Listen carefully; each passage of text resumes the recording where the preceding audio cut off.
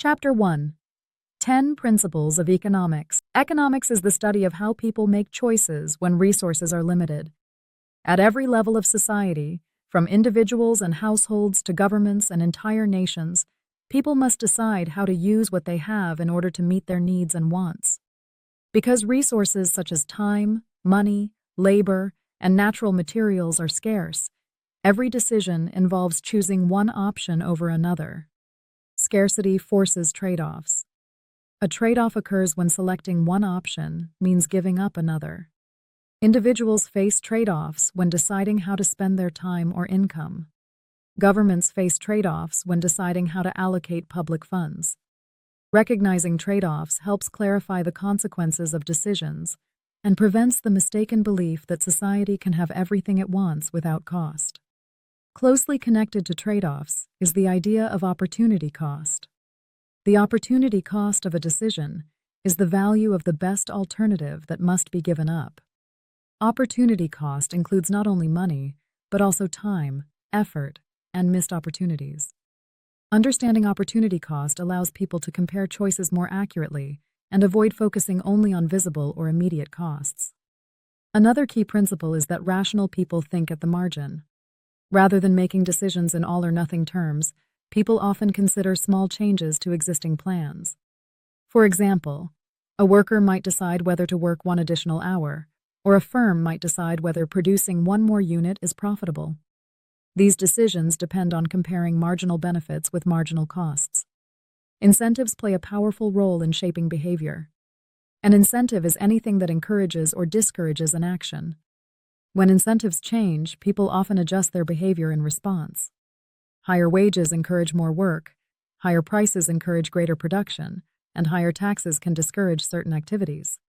Because policies change incentives, policymakers must consider how people are likely to respond, not just what outcomes are intended.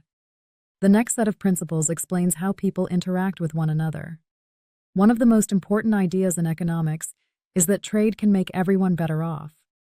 Through trade, people can specialize in producing what they do best and exchange their output for other goods and services.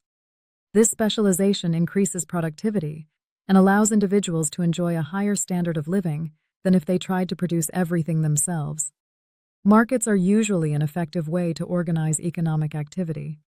In a market economy, prices guide the decisions of buyers and sellers. Prices reflect both how much consumers value goods and how costly they are to produce. Without central planning, markets coordinate the actions of millions of individuals, directing resources to where they are most valued. However, markets do not always work perfectly. In some cases, market outcomes may be inefficient or unfair. Governments can sometimes improve outcomes by enforcing rules, protecting property rights, providing public goods, and addressing market failures. The challenge lies in determining when intervention improves results and when it creates new problems. The final group of principles focuses on the economy as a whole. A country's standard of living depends largely on its ability to produce goods and services. Productivity, measured as output per worker, is a key factor in determining wages and living standards. Societies that invest in education, technology, and capital tend to enjoy higher levels of well-being. Another principle is that excessive growth in the money supply leads to inflation. Inflation reduces the purchasing power of money and can disrupt economic stability. While moderate inflation is common, high inflation creates uncertainty and economic hardship. In the short run, society often faces a trade-off between inflation and unemployment. Policies that reduce one may temporarily increase the other. Understanding this trade-off helps explain why economic policy decisions are often difficult and controversial. These 10 principles form the foundation of economic thinking. They provide a framework for understanding individual behavior, market outcomes, and policy debates. As the course continues, these ideas will appear repeatedly in different contexts, helping organize analysis of economic issues. Study questions. What does scarcity mean? And why does it require people to make trade-offs? Scarcity means resources are limited, so choosing one option requires giving up another. What is opportunity cost, and why does it include more than money? Opportunity cost is the value of the best alternative forgone, including time and effort. Why do incentives matter in economic decision-making? Incentives influence behavior by changing the costs and benefits of actions. Chapter 2. Thinking like an economist. Economists approach the world with a particular way of thinking that emphasizes careful reasoning, clarity, and evidence. Rather than relying on instinct or personal opinion, economists use structured methods to understand how individuals and societies make choices. This chapter introduces the tools economists use to analyze economic problems and explain real-world outcomes. One of the most important tools in economics is the model. A model is a simplified representation of reality that highlights essential relationships while leaving out unnecessary details. Because the real world is complex, models allow economists to focus on what matters most for a specific question. A model does not aim to describe reality perfectly, but to be useful for understanding behavior or predicting outcomes. Economists frequently use models to explain interactions between households and firms. For example, one simple model shows how households supply labor and receive wages, while firms hire workers and produce goods and services. Although such models omit many details, they capture the core structure of economic activity and provide insight into how markets function. Graphs are another key tool used by economists. Graphs help visualize relationships between variables, such as price and quantity, or income and consumption. By presenting data visually, graphs make patterns easier to see and allow economists to communicate ideas clearly. Understanding how to interpret graphs is essential for analyzing economic arguments. Economists also distinguish between positive and normative statements. Positive statements describe the world as it is and can be tested using facts and evidence. For example, a statement about how a tax affects consumer behavior is a positive statement. Normative statements express opinions or value judgments about what should be. These statements depend on ethical views and personal beliefs rather than empirical evidence alone. Disagreements among economists often arise from differences in values rather than differences in scientific understanding. Two economists may agree on the effects of a policy, but disagree on whether it is desirable. Recognizing this distinction helps clarify debates and prevents confusion between facts and opinions. Another central assumption in economics is that people respond to incentives. Incentives influence decisions by changing the costs and benefits of actions. When incentives change, behavior often changes as well. This principle applies to consumers, workers, firms, and governments. Understanding incentives helps explain why policies sometimes have unintended consequences. Economists often analyze cause and effect relationships, which can be difficult to identify in a complex world. Many variables change at the same time, making it hard to isolate the effect of one factor. To address this challenge, economists use natural experiments, historical comparisons, and statistical analysis to draw conclusions from data. Trade-offs are also a fundamental part of economic reasoning. Policies that generate benefits often come with costs. Thinking like an economist means identifying both sides of a decision and weighing them carefully. This approach encourages balanced analysis rather than focusing on a single outcome. Economists play two distinct roles in society. As scientists, they develop theories and test them using data. As policy advisors, they apply this knowledge to recommend actions aimed at improving economic outcomes. Separating these roles helps maintain objectivity and transparency in economic discussions. Learning to think like an economist does not replace common sense or moral judgment. Instead, it adds a disciplined framework for understanding choices, incentives, and trade-offs. This way of thinking helps individuals and policymakers make more informed decisions in a world of limited resources. Study questions. What is an economic model, and why is simplification useful? An economic model is a simplified representation that highlights key relationships to make complex situations easier to analyze. What is the difference between positive and normative statements? Positive statements describe facts and can be tested, while normative statements express value judgments. Why are incentives central to economic analysis? Because changes in incentives influence how people and organizations behave. Chapter 3. Interdependence and the gains from trade. People depend on one another to produce the goods and services they consume. In modern economies, individuals rarely produce everything they need themselves. Instead, they rely on the work of others, often spread across different regions or countries. This chapter explains why interdependence arises and how trade allows people to benefit from cooperation. The foundation of trade is specialization. Specialization occurs when individuals or groups focus on producing a limited range of goods or services rather than attempting to produce everything themselves. By specializing, people can develop skills, use resources more efficiently, and increase total production. Trade then allows them to exchange what they produce for other goods and services they want. To understand why specialization and trade are beneficial, economists use the concept of opportunity cost. Opportunity cost measures what must be given up to produce a particular good. Even when one person or country is more productive than another in absolute terms, trade can still be beneficial if each party specializes in what they produce at the lowest opportunity cost. This idea is known as comparative advantage. A person or group has a comparative advantage in producing a good if they can produce it at a lower opportunity cost than others. Comparative advantage, not absolute productivity, determines the gains from trade. When each party specializes according to comparative advantage, total production increases, allowing everyone to consume more. Economists often illustrate comparative advantage using simple examples with two producers and two goods. While these examples are simplified, they reveal a powerful insight. What matters is not how much can be produced, but what must be sacrificed to produce it. This logic applies equally to individuals, firms, and nations. Trade allows participants to reach consumption levels beyond what they could achieve on their own. By exchanging goods and services, people benefit from a wider variety of products and higher overall living standards. Trade also promotes efficiency by directing resources toward their most productive uses. Markets play a central role in facilitating trade.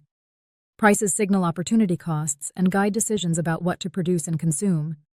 When markets function well, they coordinate the actions of many individuals without central planning. Despite its benefits, trade can raise concerns about job displacement and income distribution. Some workers may be harmed when industries face competition from imports or new technologies.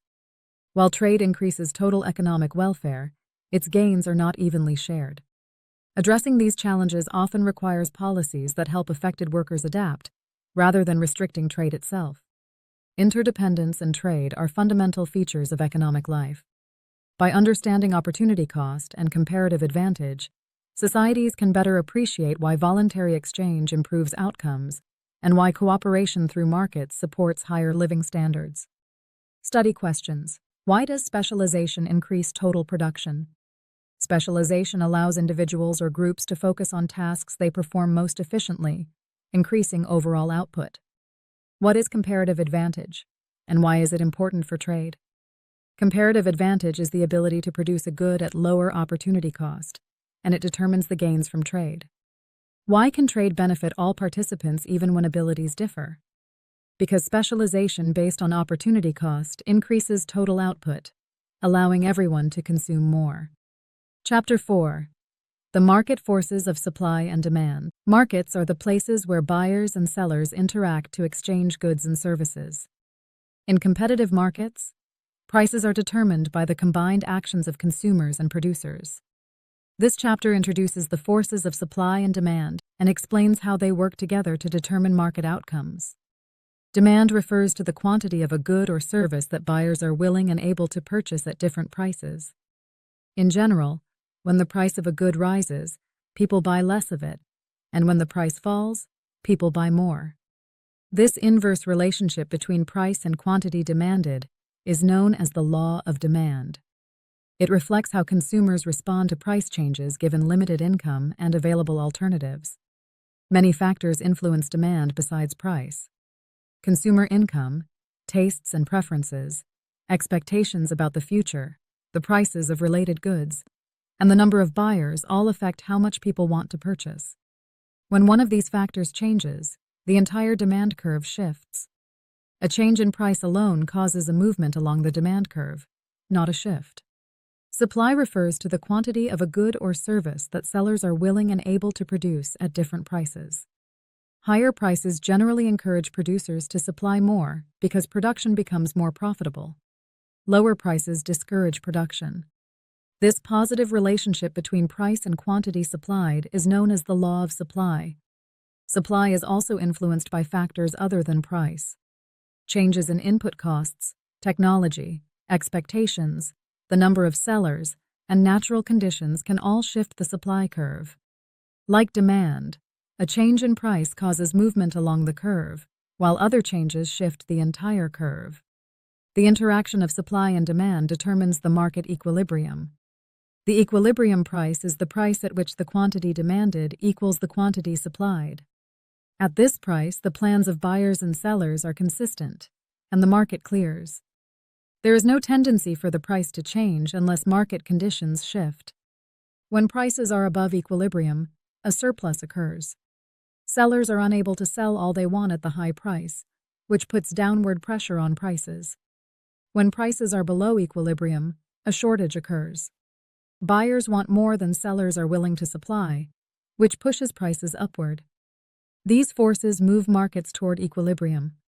Changes in supply or demand lead to changes in equilibrium price and quantity. For example, an increase in demand combined with a decrease in supply raises prices sharply. Supply and demand analysis allows economists to predict how events and policies affect markets. The model of supply and demand shows how decentralized decisions lead to organized outcomes. Prices convey information, provide incentives, and guide economic activity. Although real markets are more complex, this framework remains one of the most important tools in economics. Study questions. What does the law of demand describe? It describes the inverse relationship between price and quantity demanded. What causes a shift in a supply or demand curve? Changes in factors other than price, such as income, technology, or input costs. How do surpluses and shortages influence prices? Surpluses push prices down, while shortages push prices up. Chapter 5. Elasticity and its application. Supply and demand explain how markets respond to changes, but they do not tell us how large those responses will be. Elasticity provides a way to measure the responsiveness of buyers and sellers to changes in economic conditions. This chapter focuses on elasticity and explains why it is essential for understanding markets, pricing, and public policy. The most commonly used measure is the price elasticity of demand. Price elasticity of demand measures how much the quantity demanded of a good responds to a change in its price. If a small change in price leads to a large change in quantity demanded, demand is said to be elastic. If quantity demanded changes very little when price changes, demand is inelastic. Several factors determine whether demand is elastic or inelastic. One key factor is the availability of close substitutes. Goods with many substitutes, such as different brands of soft drinks, tend to have elastic demand because consumers can easily switch to alternatives. Goods with few substitutes, such as insulin, tend to have inelastic demand because consumers have limited options. Another factor is whether a good is a necessity or a luxury. Necessities, such as basic food and housing, tend to have inelastic demand because people need them regardless of price. Luxuries, such as vacations or high-end electronics, tend to have elastic demand because consumers can delay or avoid purchasing them if prices rise. Time also affects elasticity. Demand is usually more elastic in the long run than in the short run. Over time, consumers have more opportunities to adjust their behavior, find substitutes, or change consumption patterns. For example, people may respond slowly to higher gasoline prices at first, but over time they may buy more fuel-efficient vehicles or move closer to work. Elasticity plays an important role in understanding total revenue, which is the amount sellers receive from selling a good. Total revenue equals price multiplied by quantity sold. When demand is elastic, a price increase leads to a decrease in total revenue because the drop in quantity sold outweighs the higher price. When demand is inelastic, A price increase raises total revenue because quantity falls only slightly. Economists also study the price elasticity of supply, which measures how much the quantity supplied responds to changes in price. Supply tends to be more elastic when producers can easily adjust production, such as in manufacturing industries. In contrast, supply is often inelastic when production depends on fixed resources or takes time to change, such as agricultural output in the short run. Elasticity has many practical applications.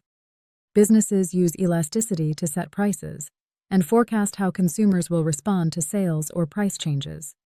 Governments use elasticity when designing taxes, because taxes have different effects depending on how responsive buyers and sellers are. Understanding elasticity helps explain why similar policies can have very different outcomes in different markets. It also helps clarify why some markets experience large price swings, while others remain relatively stable. Elasticity adds depth to supply and demand analysis by showing not just the direction of change, but the strength of the response. This makes it a powerful tool for predicting market behavior and evaluating economic decisions. Study questions. What does price elasticity of demand measure? It measures how responsive quantity demanded is to a change in price. Why is demand usually more elastic in the long run? Because consumers have more time to adjust behavior and find substitutes. How does elasticity affect total revenue? It determines whether a price change increases or decreases total revenue. Chapter 6. Supply, Demand, and Government Policies. Markets often operate without government involvement, but in many cases governments intervene to influence outcomes. This chapter examines how government policies such as price controls and taxes affect supply, demand, and market efficiency. One form of government intervention is price control. A price control is a legal restriction on how high or low a market price may be set. Price controls come in two forms: price ceilings and price floors. A price ceiling sets a maximum legal price, while a price floor sets a minimum legal price. When a price ceiling is set below the market equilibrium, it becomes binding. At this lower price, quantity demanded exceeds quantity supplied, creating a shortage. Shortages can lead to long waiting times, rationing, or the emergence of black markets. Rent control is a common example, where limits on rent can reduce the availability and quality of housing over time. A price floor becomes binding when it is set above the market equilibrium. At this higher price, quantity supplied exceeds quantity demanded, creating a surplus. Minimum wage laws are a well-known example of price floors in labor markets. While minimum wages raise incomes for some workers, they may also reduce employment opportunities for others. Another common policy tool is taxation. Taxes raise revenue for governments, but also affect incentives. When a tax is imposed on a good, the price buyers pay rises, and the price sellers receive falls. As a result, the quantity traded in the market decreases. The burden of a tax does not depend on who is legally responsible for paying it. Instead, it depends on the relative elasticity of supply and demand. The side of the market that is less responsive to price changes bears a larger share of the tax burden. This insight helps explain why taxes on necessities often fall more heavily on consumers. Taxes also reduce economic efficiency by discouraging mutually beneficial trades. The loss in total surplus caused by a tax is called deadweight loss. Deadweight loss increases as taxes become larger and as supply and demand become more elastic. While taxes and price controls impose costs, they are often used to achieve social goals such as fairness, revenue collection, or consumer protection. Evaluating these policies requires weighing their benefits against their economic costs. Supply and demand analysis provides a clear framework for understanding how government policies affect markets. By examining how interventions change prices, quantities, and incentives, economists can assess their likely consequences. Study questions. What happens when a binding price ceiling is imposed? It creates a shortage because quantity demanded exceeds quantity supplied. Who bears the burden of a tax, and what determines it? The side of the market that is less elastic bears more of the burden. What is deadweight loss? It is the reduction in total surplus caused by a tax or other market distortion. Chapter 7. Consumers, Producers, and the Efficiency of Markets. Markets not only determine prices and quantities, they also determine how the benefits of economic activity are shared among participants. This chapter introduces the concepts economists use to measure those benefits and explains how markets can achieve efficient outcomes. Economists evaluate the benefits that buyers receive using the concept of willingness to pay. Willingness to pay is the maximum amount a buyer is willing to give up in order to obtain a good or service. Different buyers place different values on the same good, depending on their preferences, income, and needs. Consumer surplus measures the benefit buyers receive from participating in a market. It is calculated as the difference between a buyer's willingness to pay and the price actually paid. When consumers pay less than the maximum they are willing to pay, they gain surplus. Consumer surplus captures how much value consumers receive beyond what they give up. Producers also receive benefits from participating in markets. Producer surplus measures the benefit sellers receive when they sell a good at a price higher than the minimum amount they are willing to accept. This minimum amount reflects the cost of producing the good, including the opportunity cost of the seller's resources. Producer surplus is calculated as the difference between the price received and the cost of production. When market prices exceed production costs, sellers gain surplus. This surplus represents the reward producers receive for supplying goods and services to the market. Consumer surplus and producer surplus together make up total surplus. Total surplus measures the overall gains from trade in a market. It reflects how much value buyers and sellers collectively receive from economic exchange. Economists use total surplus as a key indicator of market efficiency.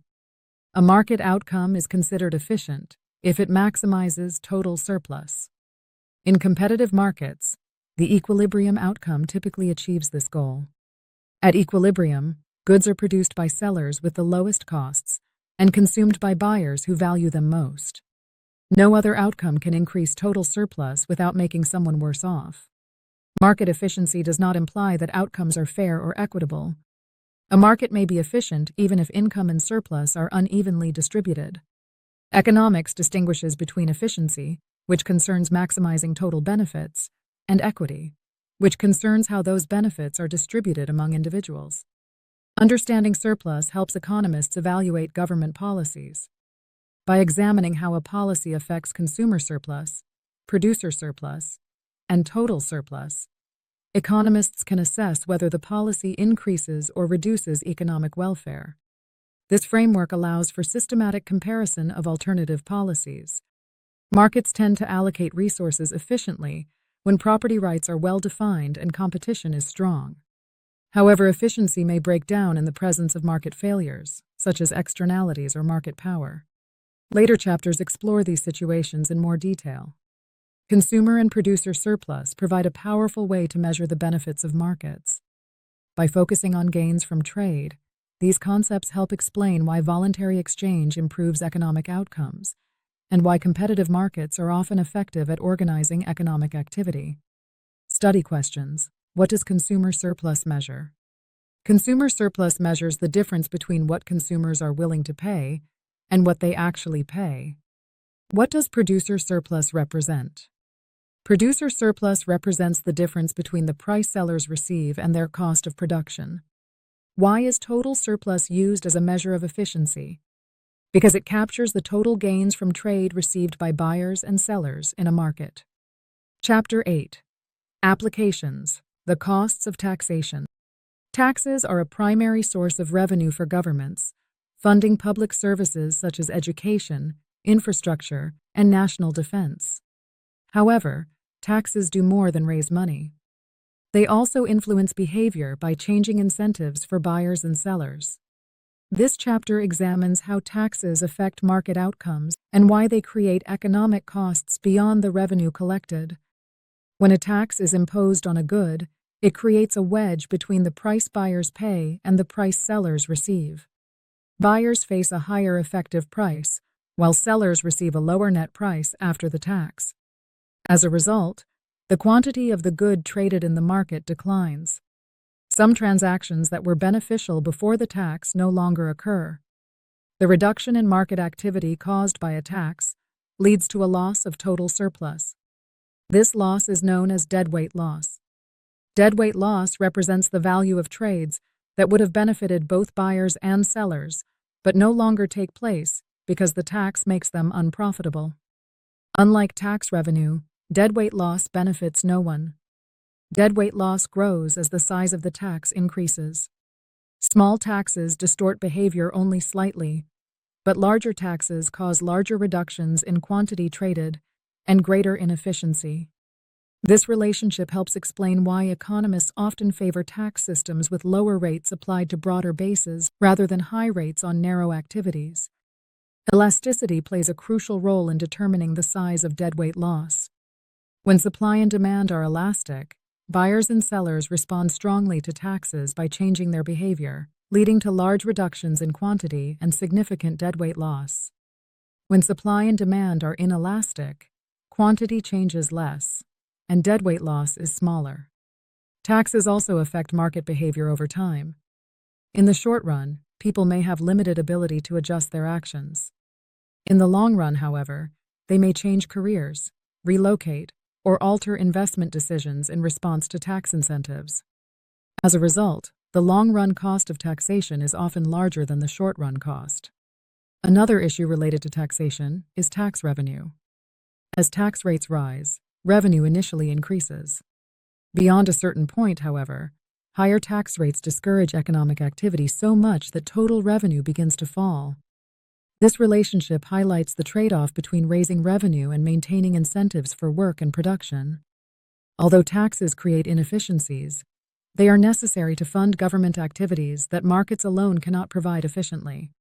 Evaluating tax policy requires weighing the benefits of public spending against the economic costs imposed by taxation. Economists use the concepts of surplus, elasticity, and deadweight loss to analyze and compare different tax policies. This framework helps policymakers design tax systems that raise needed revenue while minimizing harm to economic efficiency. Study questions: what is deadweight loss, and why does it occur? Deadweight loss is the loss of total surplus caused by trades that no longer occur due to a tax. Why does deadweight loss increase as taxes become larger? Because larger taxes cause greater changes in behavior and larger reductions in quantity traded. How does elasticity affect the cost of taxation? More elastic supply or demand leads to larger behavioral responses and greater deadweight loss. Chapter 9. Application: International trade. International trade allows countries to expand the range of goods and services available to their citizens. Rather than producing everything domestically, countries can specialize in producing certain goods and trade with others to obtain what they do not produce efficiently. This chapter explains how international trade affects markets and why economists generally view trade as beneficial. When a country opens itself to international trade, it becomes part of the world market. Domestic buyers and sellers now face world prices rather than prices determined solely by domestic supply and demand. As a result, the price of a good in the domestic market moves toward the world price. If a country exports a good, the world price is higher than the domestic price without trade. Opening to trade raises the domestic price, benefiting domestic producers who can sell at higher prices. However, domestic consumers pay more and consume less of the good. The country exports the excess production to foreign buyers. If a country imports a good, the world price is lower than the domestic price without trade. Opening to trade lowers the domestic price, benefiting consumers who can buy the good at a lower cost. Domestic producers face more competition and may reduce production. The country imports the difference from abroad. In both cases, trade increases total surplus. Although some groups may lose, the gains to winners exceed the losses to losers. Trade allows countries to consume beyond their production possibilities by taking advantage of comparative advantage and specialization. Governments sometimes restrict trade using policies such as tariffs, quotas, or import licenses. A tariff is a tax on imported goods, while a quota limits the quantity that can be imported. These policies raise domestic prices above world prices, reducing the quantity traded. Trade restrictions benefit domestic producers who face less foreign competition, but they harm consumers by raising prices and limiting choice. They also reduce total surplus by preventing some mutually beneficial trades from occurring. The loss in surplus is known as the deadweight loss of trade restrictions. In addition to reducing efficiency, trade restrictions can strain international relationships.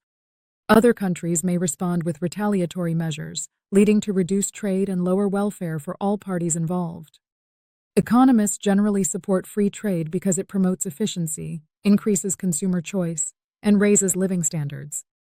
While trade can cause disruptions in specific industries or regions, economists argue that these challenges are best addressed through policies that help workers adjust, rather than by limiting trade itself. International trade highlights the importance of thinking beyond national borders when analyzing economic activity. By allowing countries to specialize and exchange, trade supports economic growth and global cooperation. Study questions. How does opening to trade affect domestic prices? Domestic prices move toward world prices, benefiting either consumers or producers depending on whether the country imports or exports the good. Who gains and who loses from international trade? Consumers or producers may lose depending on the market, but total surplus increases overall. Why do economists generally oppose trade restrictions? Because they reduce total surplus, raise prices, and limit the gains from specialization. Chapter 10. Externalities. Markets usually do a good job of allocating resources, but there are situations in which market outcomes are inefficient. One important reason markets can fail is the presence of externalities. This chapter explains what externalities are, why they cause problems, and how society can respond to them. An externality exists when a person's actions affect the well-being of others in ways that are not reflected in market prices. Externalities arise because some costs or benefits of an activity fall on people who are not directly involved in the transaction. As a result, private decision-making does not always lead to socially desirable outcomes. Externalities can be either negative or positive. A negative externality occurs when an activity imposes costs on others. Pollution is a common example. When a factory releases pollutants into the air, nearby residents may experience health problems or environmental damage. These costs are not borne by the factory alone and are often not reflected in the market price of the good being produced. Positive externalities occur when an activity creates benefits for others. Education is a classic example. When individuals become more educated, they not only improve their own prospects, but also contribute to a more informed and productive society. Because individuals do not capture all of these benefits, markets may provide less education than is socially optimal. When externalities are present, markets fail to maximize total surplus. In the case of negative externalities, markets tend to produce too much of the harmful good because prices are too low. In the case of positive externalities, markets tend to produce too little of the beneficial good because prices are too high relative to social value. Governments can respond to externalities in several ways. One approach is regulation, which directly limits or requires certain behaviors. For example, environmental regulations may set limits on emissions or require the use of specific technologies. While regulations can be effective, they may be inflexible or costly to enforce. Another approach is to use taxes and subsidies. A tax on a good that generates negative externalities can encourage producers and consumers to reduce harmful behavior. Similarly, a subsidy for activities with positive externalities can encourage greater participation. These policies align private incentives with social goals by incorporating external costs or benefits into market prices. A third approach involves assigning property rights and allowing private bargaining. When property rights are clearly defined and transaction costs are low, individuals can negotiate to resolve externalities on their own. For example, affected parties may reach agreements that reduce harm or compensate those impacted. This approach emphasizes the role of legal institutions in supporting efficient outcomes. Choosing the best response to an externality depends on the specific situation. Policymakers must consider the size of the externality, the costs of enforcement, and the practicality of different solutions. In many cases, a combination of approaches is used. Understanding externalities helps explain why some markets require government involvement and why simple market transactions may not reflect the full social impact of economic activity. By addressing externalities, societies can improve efficiency and promote outcomes that better reflect collective well-being. Study questions: what is an externality, and why does it cause market failure? An externality is a cost or benefit affecting others that is not reflected in market prices, leading to inefficient outcomes. How do negative and positive externalities differ? Negative externalities impose costs on others, while positive externalities create benefits for others. What are two policy tools governments use to address externalities? Regulation and taxes or subsidies are commonly used to correct externalities. Chapter 11. Public goods and common resources. Not all goods and services can be efficiently provided through private markets. Some goods create challenges because of how people use them and how access to them is controlled. This chapter explains why markets struggle with certain types of goods and how governments can sometimes improve outcomes. Economists classify goods based on two key characteristics. The first is excludability, which refers to whether people can be prevented from using a good. The second is rivalry, which refers to whether one person's use of a good reduces the ability of others to use it. These characteristics help explain why some goods are well suited to markets while others are not. Private goods are both excludable and rival. Most goods sold in markets fall into this category. For example, food, clothing, and electronics can be restricted to paying customers, and consumption by one person prevents others from consuming the same item. Markets generally allocate private goods efficiently because buyers and sellers face clear incentives. Public goods are neither excludable nor rival. National defense is a classic example. Once provided, everyone benefits, and one person's protection does not reduce protection for others. Because people cannot be excluded from using public goods, individuals may choose to free ride, enjoying the benefits without paying. As a result, private markets tend to underprovide public goods. Common resources are rival but not excludable.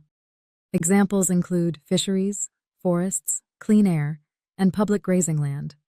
People cannot easily be prevented from using these resources, but excessive use by some reduces availability for others. This creates incentives for overuse, leading to depletion or degradation of the resource. The overuse of common resources is often described as the tragedy of the commons. When individuals act in their own self-interest, they may ignore the negative effects their actions have on others. Without rules or limits, shared resources can be exhausted even though everyone would benefit from conservation. Governments can address problems associated with public goods and common resources in several ways. One approach is direct provision. Governments often fund public goods through taxation and provide them to society as a whole. Another approach is regulation, such as setting limits on pollution or fishing. Property rights can also help manage common resources. When individuals or firms own a resource, they have an incentive to preserve its long-term value. Tradable permits and usage fees are additional tools that allow market forces to promote conservation while limiting overuse. Deciding how much of a public good to provide or how strictly to regulate a common resource is challenging. Policymakers must weigh costs and benefits and consider how individuals respond to incentives. There is no one-size-fits-all solution, and effective policies often evolve over time. Understanding public goods and common resources helps explain why governments play an important role in many areas of economic life. By addressing free riding and overuse, society can protect shared resources and ensure that essential services are provided efficiently. Study questions. What distinguishes public goods from private goods? Public goods are not excludable and not rival, while private goods are both excludable and rival. What is the tragedy of the commons? It is the overuse of shared resources due to individuals ignoring the costs imposed on others. How can governments help manage common resources? Through regulation, property rights, or market-based tools like permits. Chapter 12. The Economics of Healthcare. Healthcare is one of the largest and most complex sectors of the economy. Unlike many other markets, healthcare is characterized by uncertainty, information problems, and significant government involvement. This chapter explains why healthcare markets operate differently and why public policy plays such a central role in shaping healthcare outcomes. One defining feature of healthcare is uncertainty. People do not know in advance when they will become ill or how severe their medical needs will be. This uncertainty makes it difficult for individuals to plan healthcare spending in the same way they plan other expenses. As a result, insurance plays a major role in healthcare markets by spreading financial risk across many people. Health insurance allows individuals to pay a predictable premium in exchange for protection against large, unexpected medical costs. While insurance provides financial security, it also changes incentives.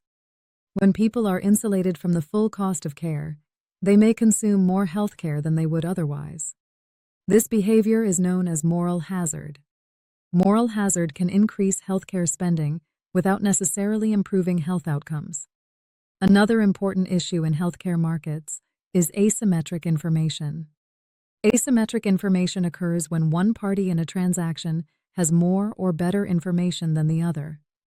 In healthcare, doctors typically know much more about medical treatments than patients, and insurers often have less information about a person's health risks than the individual does. Asymmetric information can lead to adverse selection in insurance markets.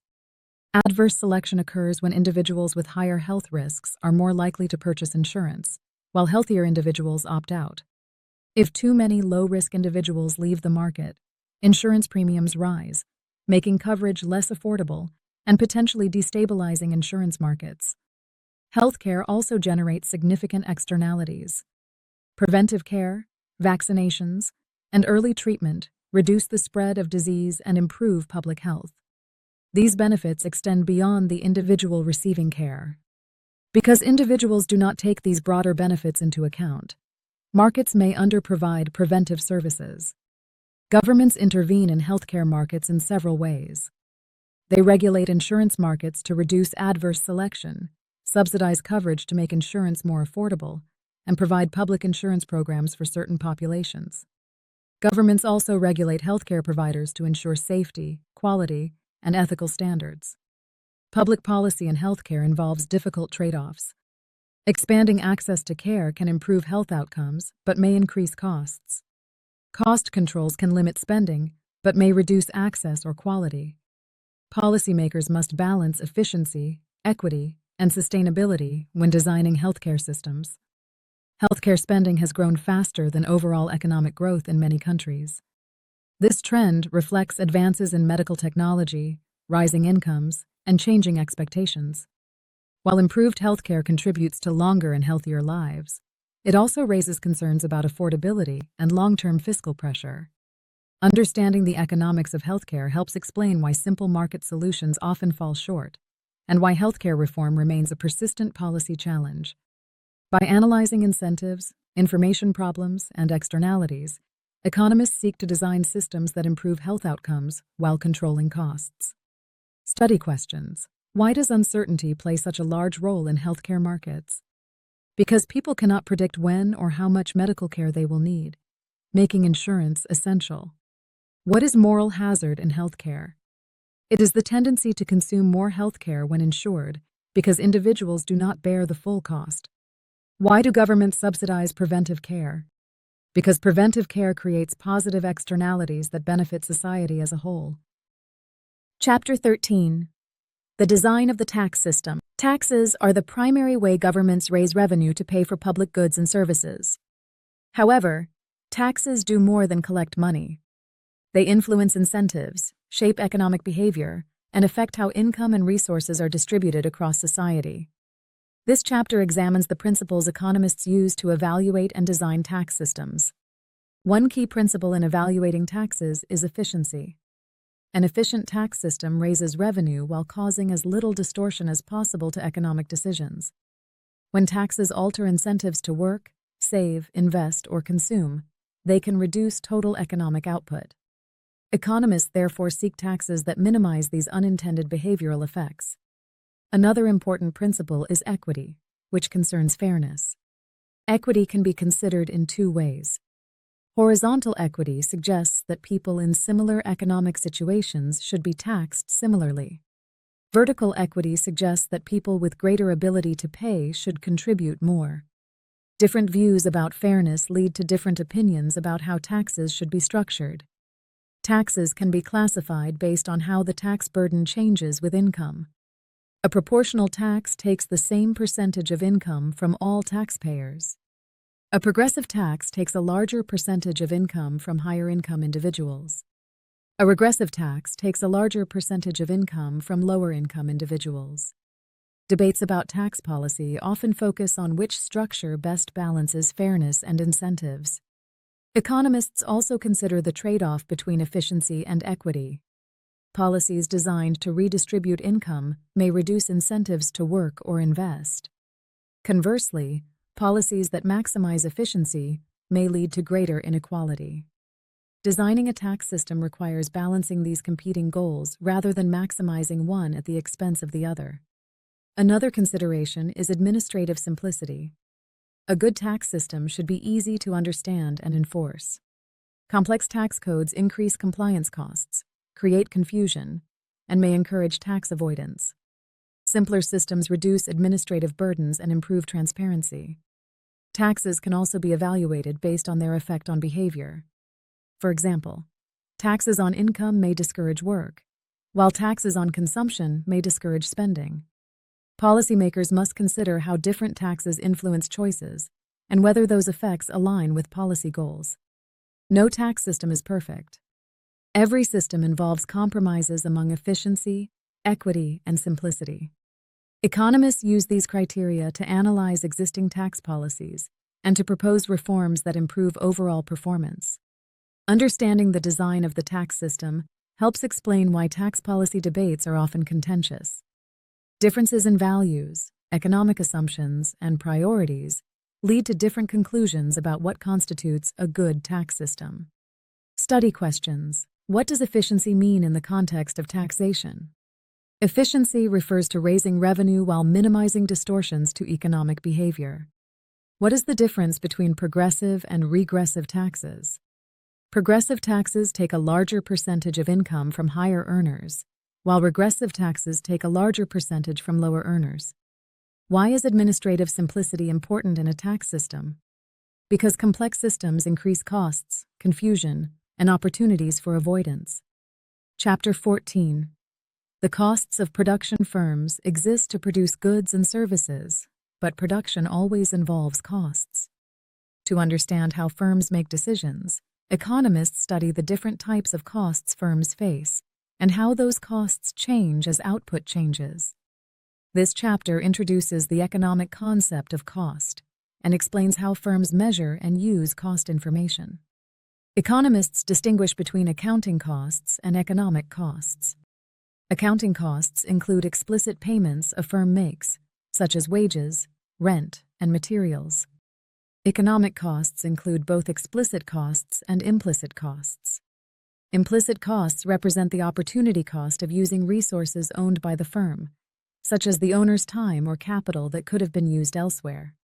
Economic profit is calculated by subtracting economic costs from total revenue. This measure differs from accounting profit, which subtracts only explicit costs.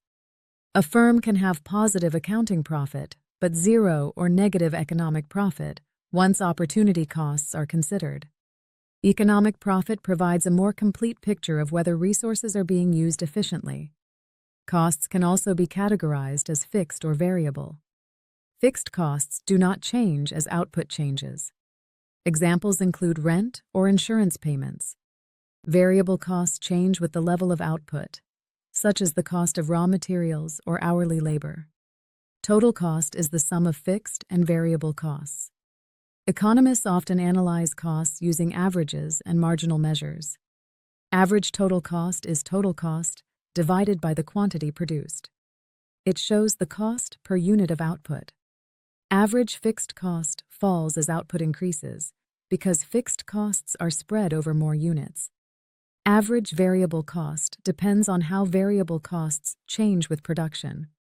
Marginal cost is the additional cost of producing one more unit of output. Marginal cost plays a central role in production decisions because it reflects how total cost changes at the margin. Firms compare marginal cost to marginal benefit when deciding whether to increase or decrease production. In many production processes, marginal cost initially falls as output increases due to specialization and more efficient use of resources. Eventually, marginal cost rises because of diminishing returns. Diminishing returns occur when adding more of one input, such as labor, while holding other inputs fixed leads to smaller increases in output. The shapes of cost curves reflect these underlying relationships. Understanding how costs behave helps explain why firms choose certain levels of production and how they respond to changes in demand or input prices. Cost analysis provides the foundation for understanding firm behavior in different market structures. By examining how costs influence decisions, economists can better predict how firms respond to competition, regulation, and economic change. Study questions. What is the difference between accounting costs and economic costs? Accounting costs include explicit payments, while economic costs also include opportunity costs. Why is marginal cost important for production decisions? Because it shows the additional cost of producing one more unit and guides output choices. What causes marginal cost to eventually rise as output increases? Diminishing returns occur when fixed inputs limit the productivity of additional variable inputs. Chapter 15. Firms in competitive markets. Perfect competition describes a market structure in which many firms sell identical products, and no single firm can influence the market price. In such markets, firms are price takers. This chapter explains how competitive firms decide how much to produce and how markets adjust over time. In a competitive market, the price is determined by overall market supply and demand. Individual firms accept this price and choose output levels that maximize profit. Because each firm's output is small relative to the market, changing its own production does not affect the market price. A firm's goal is to maximize profit, which is total revenue minus total cost. For a competitive firm, total revenue equals the market price multiplied by the quantity produced. The firm compares the additional revenue from producing one more unit with the additional cost of producing that unit. The profit-maximizing level of output is where marginal revenue equals marginal cost. In competitive markets, marginal revenue equals the market price. As long as the price exceeds marginal cost, producing an additional unit increases profit. When marginal cost exceeds price, producing more reduces profit. In the short run, firms may earn economic profits, break even, or incur losses. If the market price falls below average variable cost, a firm minimizes losses by temporarily shutting down production. This decision allows the firm to avoid variable costs while still paying fixed costs. In the long run, firms can enter or exit the market. If firms are earning economic profits, new firms are attracted to the market, increasing supply and lowering prices. If firms are incurring losses, some will exit, reducing supply and raising prices. This process continues until economic profit is driven to zero. Zero economic profit does not mean firms earn nothing. It means that total revenue covers all economic costs, including opportunity costs. Firms remain in the market because they are earning a normal return on their resources. Long-run equilibrium in competitive markets leads to efficient outcomes. Firms produce at the lowest possible cost, and goods are sold at prices that reflect those costs. Resources are allocated to their most valued uses through the entry and exit of firms. Competitive markets illustrate how decentralized decision-making can lead to organized and efficient outcomes. While perfect competition is an idealized model, it provides a useful benchmark for understanding real-world markets. Study questions. Why are firms in competitive markets considered price takers? Because no single firm is large enough to influence the market price. What condition determines a firm's profit-maximizing output? Producing where marginal cost equals marginal revenue, which equals price. Why is long-run economic profit zero in competitive markets? Because entry and exit drive profits to a normal level that covers opportunity costs. Chapter 16. Monopoly. A monopoly is a market structure in which a single firm is the sole seller of a good or service with no close substitutes. This chapter explains how monopolies arise, how they behave, and why their outcomes differ from those of competitive markets. Monopolies arise when barriers prevent other firms from entering the market. These barriers can include exclusive control over key resources, government-created protections such as patents, or economies of scale that make it more efficient for a single firm to serve the entire market. When entry is blocked, competition is limited or eliminated. Unlike competitive firms, monopolists are price makers. Because they face the entire market demand curve, monopolists can influence price by adjusting the quantity they produce. To sell more output, a monopolist must lower the price, which affects revenue from all units sold. A monopolist maximizes profit by choosing the quantity where marginal revenue equals marginal cost. However, because marginal revenue is less than price for a monopolist, the profit-maximizing quantity is lower, and the price is higher than in a competitive market. This reduction in output creates deadweight loss. Deadweight loss represents the value of trades that do not occur because the monopolist restricts production to raise prices. As a result, monopolies are generally less efficient than competitive markets.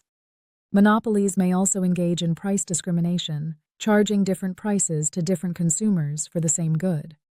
When done effectively, price discrimination can increase a monopolist's profit, and in some cases, reduce deadweight loss by allowing more consumers to purchase the product. Governments respond to monopolies in several ways. Antitrust laws aim to prevent monopolies from forming or to break them up when they harm competition. Regulation may be used to control prices in industries where natural monopolies exist. In some cases, governments may operate monopolies themselves to ensure access to essential services. While monopolies can lead to inefficiency, they may also arise from innovation. Temporary monopoly power can provide incentives for firms to invest in research and development. Policymakers must balance the benefits of innovation with the costs of reduced competition. Understanding monopoly behavior helps explain pricing, output decisions, and the role of government in promoting competition. Comparing monopoly outcomes with competitive outcomes highlights the importance of market structure in determining economic performance. Study questions: what causes monopolies to form? Barriers to entry such as control of resources, legal protection, or economies of scale. Why does a monopolist produce less and charge more than competitive firms? Because marginal revenue is less than price, leading the monopolist to restrict output. What is deadweight loss in monopoly markets? It is the loss of total surplus caused by reduced output and higher prices. Chapter 17. Monopolistic competition. Monopolistic competition describes a market structure in which many firms sell products that are similar but not identical. This type of market is common in everyday life and includes industries such as restaurants, clothing, personal care products, and retail services. This chapter explains how monopolistic competition works and how it differs from both perfect competition and monopoly. Firms in monopolistic competition engage in product differentiation. Product differentiation means that each firm offers a product with unique characteristics, such as quality, design, location, or branding. Because products are differentiated, each firm faces a downward-sloping demand curve. Customers may prefer one product over another, even if prices differ slightly. Because firms have some control over their prices, they are not price takers. However, their market power is limited by the availability of close substitutes. If one firm raises its price too much, consumers can switch to similar products offered by competitors. This competitive pressure constrains pricing decisions. In the short run, firms in monopolistic competition can earn economic profits if demand for their product is strong or if their differentiation is particularly successful. Profit maximization occurs where marginal revenue equals marginal cost, similar to monopoly behavior. Firms choose the quantity that maximizes profit and then charge the highest price consumers are willing to pay for that quantity. In the long run, economic profits attract new firms into the market. Entry increases the number of available substitutes, reducing demand for each existing firm's product. As demand shifts leftward and becomes more elastic, profits decline. Eventually, firms earn zero economic profit, meaning revenue covers all economic costs, including opportunity costs. Although long-run profits are zero, monopolistic competition does not lead to the same efficiency outcomes as perfect competition. Firms do not produce at the minimum of average total cost. This means there is excess capacity, where firms could produce more at a lower average cost but choose not to because demand is insufficient at current prices. Despite this inefficiency, monopolistic competition provides benefits to consumers. Product variety allows consumers to choose goods that better match their preferences. Economists view this outcome as a trade-off between productive efficiency and the value consumers place on diversity and choice. Advertising plays a significant role in monopolistically competitive markets. Firms use advertising to inform consumers, build brand recognition, and differentiate their products. Advertising can help consumers make better choices by providing information, but it can also persuade rather than inform, raising questions about its overall value. Monopolistic competition reflects how real-world markets often operate. Firms compete not only on price but also on quality, service, and innovation. This competition encourages firms to continually improve their products in order to attract and retain customers. Understanding monopolistic competition helps explain why markets with many firms can still feature pricing power, product differentiation, and advertising. It also illustrates how competition can take forms beyond simple price competition. Study questions. What is product differentiation, and why is it important in monopolistic competition? Product differentiation means firms offer similar but distinct products, giving each firm some control over price. Why do firms earn zero economic profit in the long run under monopolistic competition? Because new firms enter the market, reducing demand until profits are eliminated. What trade-off characterizes monopolistic competition? A trade-off between productive efficiency and greater product variety for consumers. Chapter 18. Oligopoly. An oligopoly is a market structure in which a small number of firms dominate the market. Each firm's decisions significantly affect the others, making strategic behavior a central feature of oligopolistic markets. This chapter explores how firms behave when they must consider competitors' actions. Oligopolies arise due to barriers to entry similar to those that create monopolies. These barriers may include high startup costs, economies of scale, control over key resources, or government regulation. Because entry is limited, only a few firms operate in the market. In oligopolistic markets, firms are interdependent. A firm's pricing or production decisions influence competitors' profits, and competitors respond in turn. This interdependence makes decision-making more complex than in competitive markets, where firms can ignore rivals' actions. Oligopolies may attempt to cooperate by forming a cartel. A cartel is a group of firms that agree to limit production or fix prices in order to increase joint profits. When successful, a cartel can act like a monopolist. However, cartels are often unstable because each firm has an incentive to cheat by producing more or charging lower prices. Game theory is a tool economists use to analyze strategic interactions in oligopolies.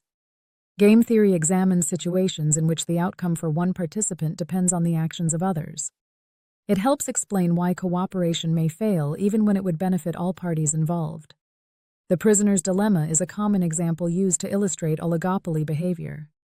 In this framework, each firm has an incentive to act in its own interest, even though mutual cooperation would lead to a better outcome for all.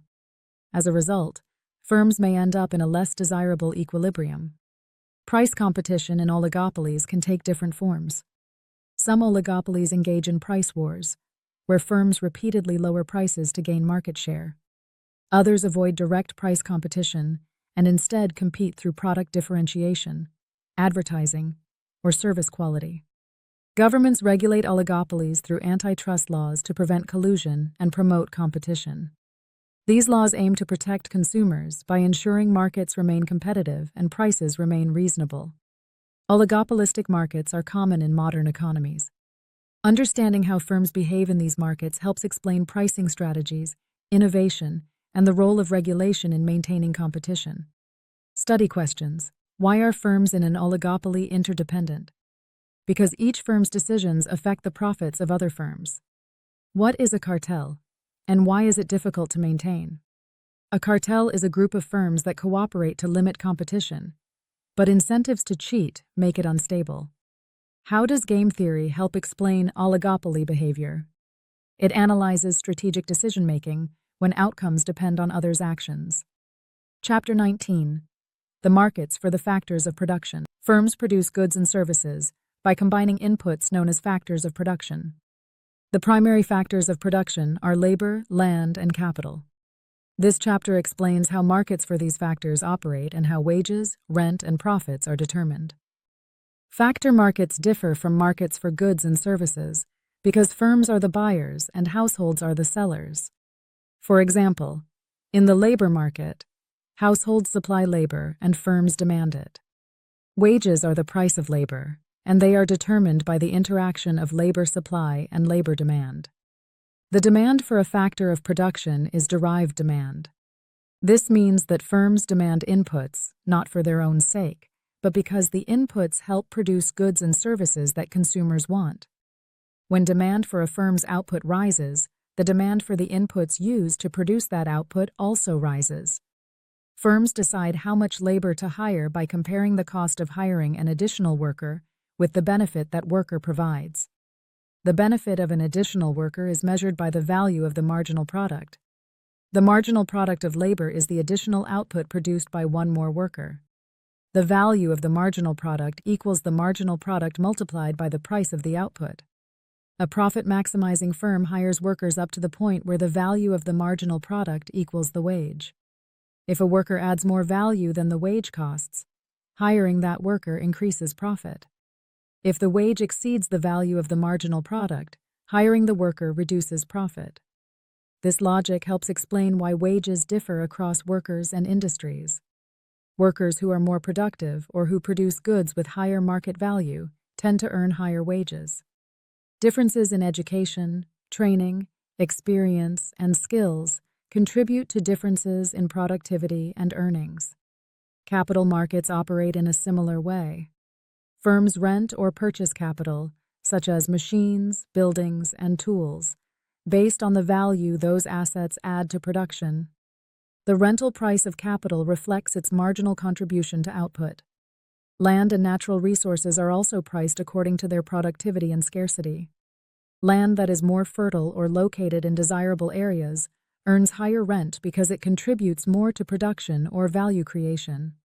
In competitive factor markets, factors of production are paid according to their contribution to output. This principle explains how income is distributed among workers, landowners, and owners of capital. It also links productivity growth to rising incomes and living standards. Understanding factor markets highlights the connection between education, investment, and income. Policies that improve worker skills or increase capital investment can raise productivity and wages over time. Study questions. What does it mean that the demand for labor is derived demand? It means firms demand labor because it helps produce goods and services that consumers want. How do firms decide how many workers to hire? They hire workers until the value of the marginal product equals the wage. Why do more productive workers earn higher wages? Because they contribute more value to a firm's output. Chapter 20. Earnings and discrimination. Earnings vary widely across individuals and occupations.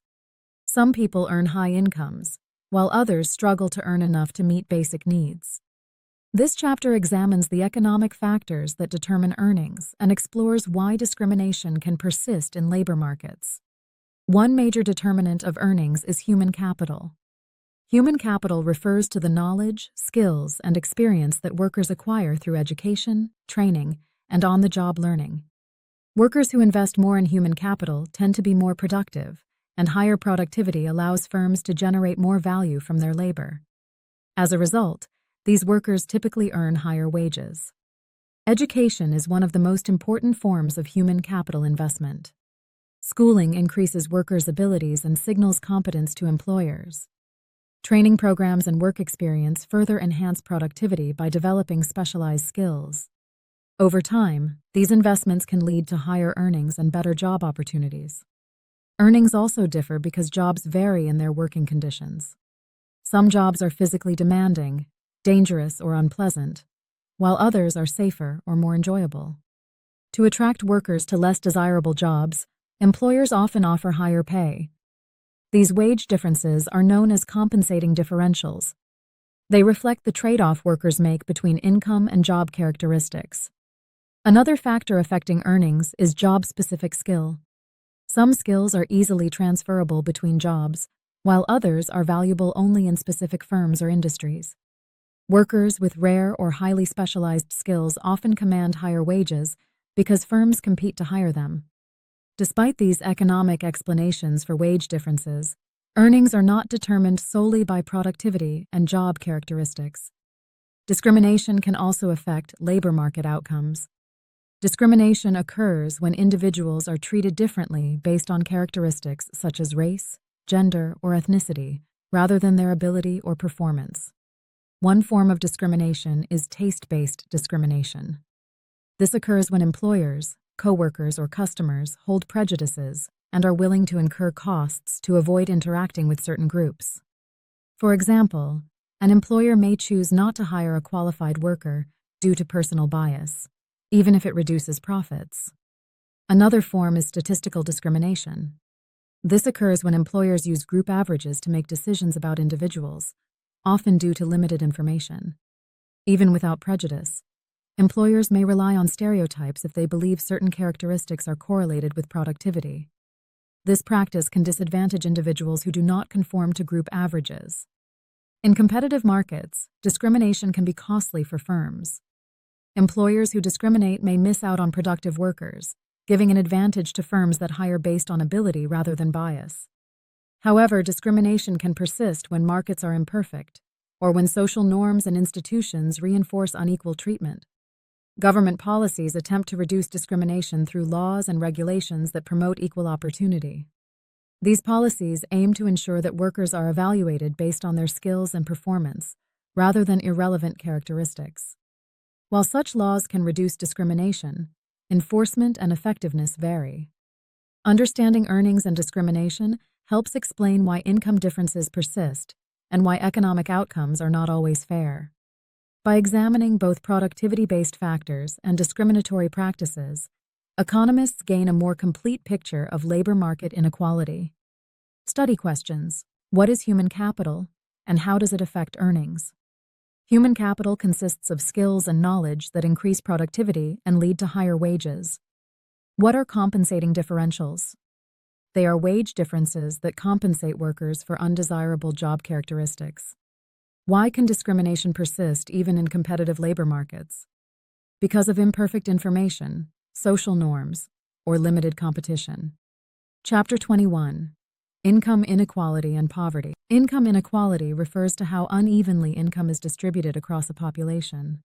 While some inequality is expected in a market economy, large disparities raise economic, social, and political concerns. This chapter examines the causes of income inequality, how poverty is measured, and the role of government policies in addressing these issues. Income differences arise for many reasons. Education, skills, experience, effort, and natural ability all influence a person's earnings. Individuals who invest more in education or develop in-demand skills tend to earn higher incomes. Differences in family background and access to opportunities also play a significant role in shaping economic outcomes. Technological change has contributed to rising income inequality in many countries. Advances in technology often increase the demand for skilled workers while reducing the demand for less skilled labor. As a result, wages for highly skilled workers rise relative to wages for others, widening income gaps. Globalization has also affected income distribution. Increased trade and international competition can benefit consumers and skilled workers, while placing pressure on workers in industries exposed to foreign competition. These forces can increase inequality even as overall economic output grows. Poverty is typically measured using an income threshold that reflects the minimum level of resources needed to maintain a basic standard of living. Individuals or families with income below this threshold are classified as poor. While this measure provides a simple benchmark, it does not capture all aspects of economic hardship, such as access to healthcare or education. Governments use various policies to reduce poverty and inequality. Transfer programs provide income or in-kind benefits to low-income households. Examples include cash assistance, food support, and housing aid. These programs aim to raise living standards for the most vulnerable members of society. Tax policy is another tool used to influence income distribution. Progressive taxes collect a larger share of income from higher earners and can be used to fund transfer programs. Together, taxes and transfers form a system of redistribution that reduces inequality compared to market outcomes alone. Anti-poverty programs involve trade-offs. While they provide support to those in need, they may reduce incentives to work if benefits decline sharply as income rises.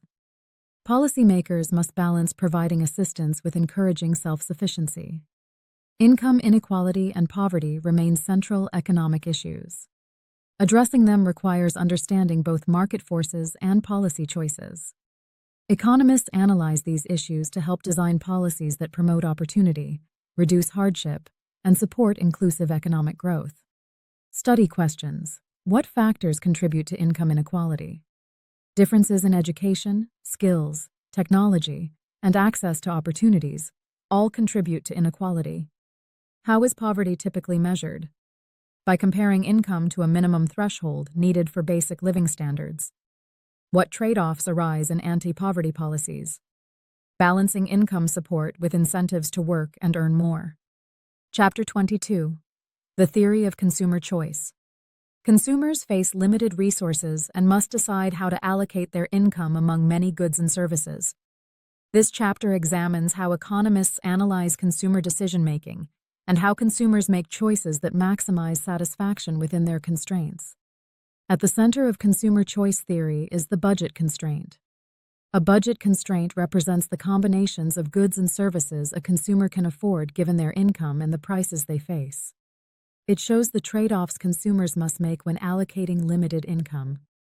When income or prices change, the budget constraint shifts, altering available choices. Preferences describe how consumers rank different combinations of goods and services. Economists assume that preferences are consistent and reflect what consumers like more or less. Preferences determine which choices provide greater satisfaction, often referred to as utility. While utility cannot be measured directly, it helps explain observed behavior.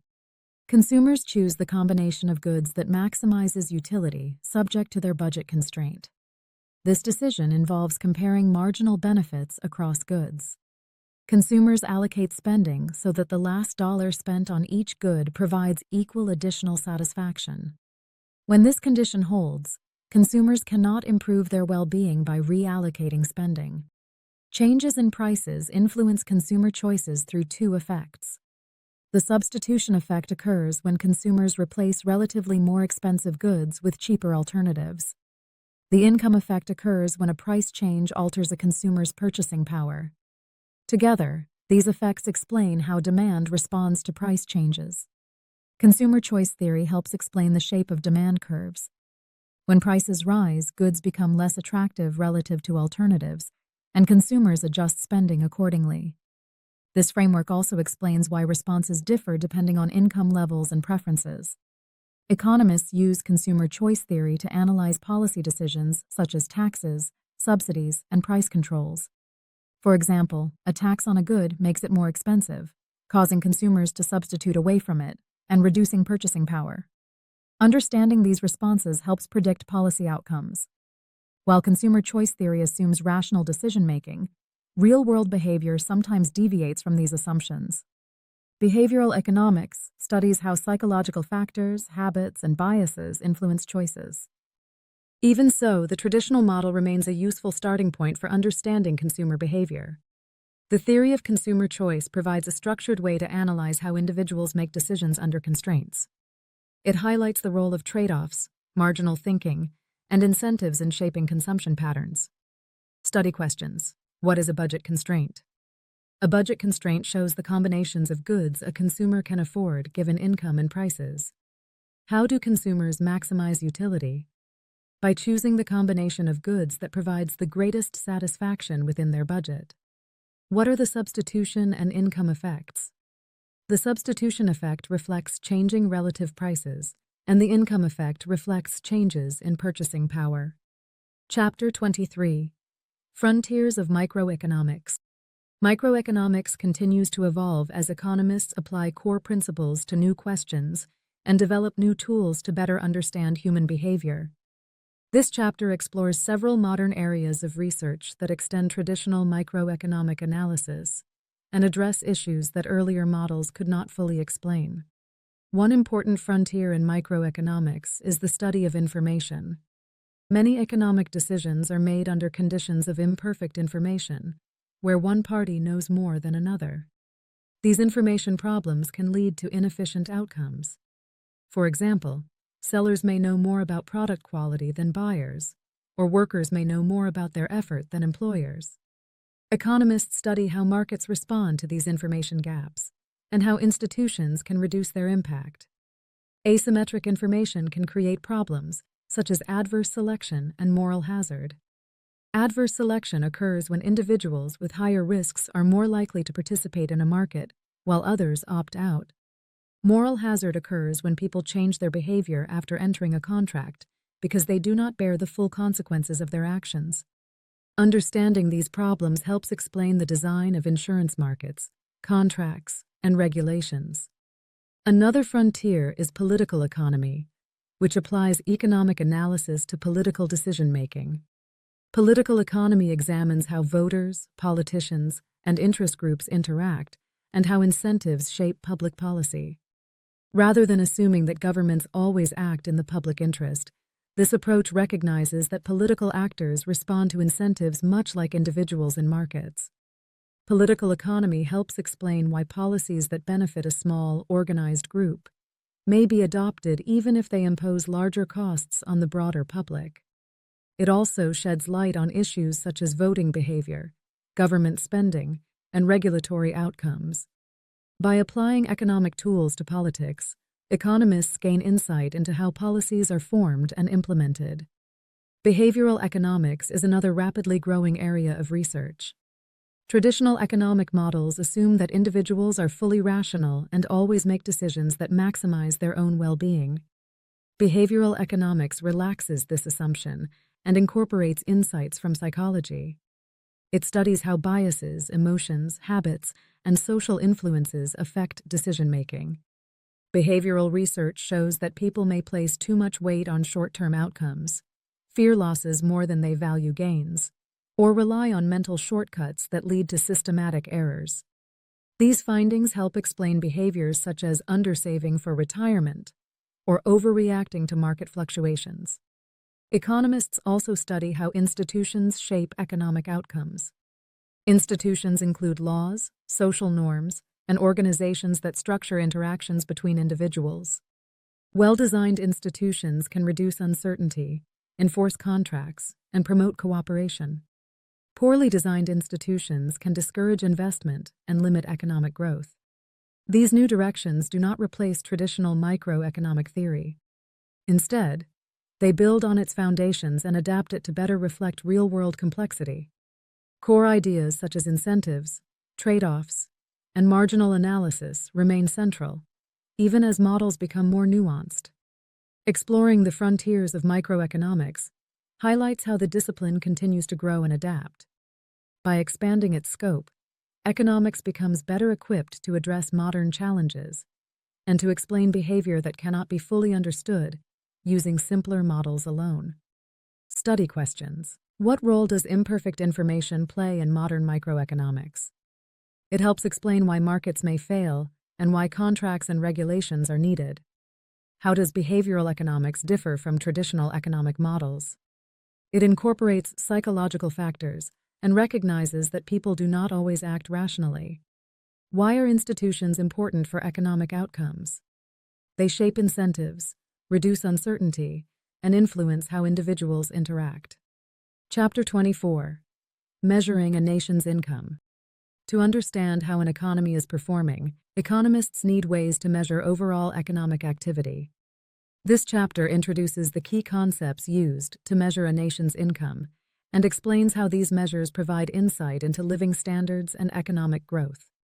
The most commonly used measure of economic activity is gross domestic product, or GDP. GDP represents the total market value of all final goods and services produced within a country's borders during a specific period of time, usually a year or a quarter. It serves as a broad indicator of the size and health of an economy. GDP includes only final goods and services to avoid double counting.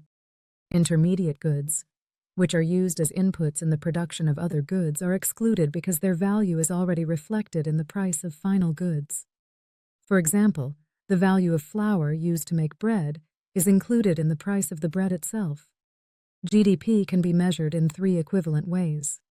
First, it can be calculated as the total value of production. Second, it can be measured as total income earned by workers and owners of capital. Third, it can be measured as total expenditure on goods and services. Because every dollar spent is earned by someone, these approaches yield the same result.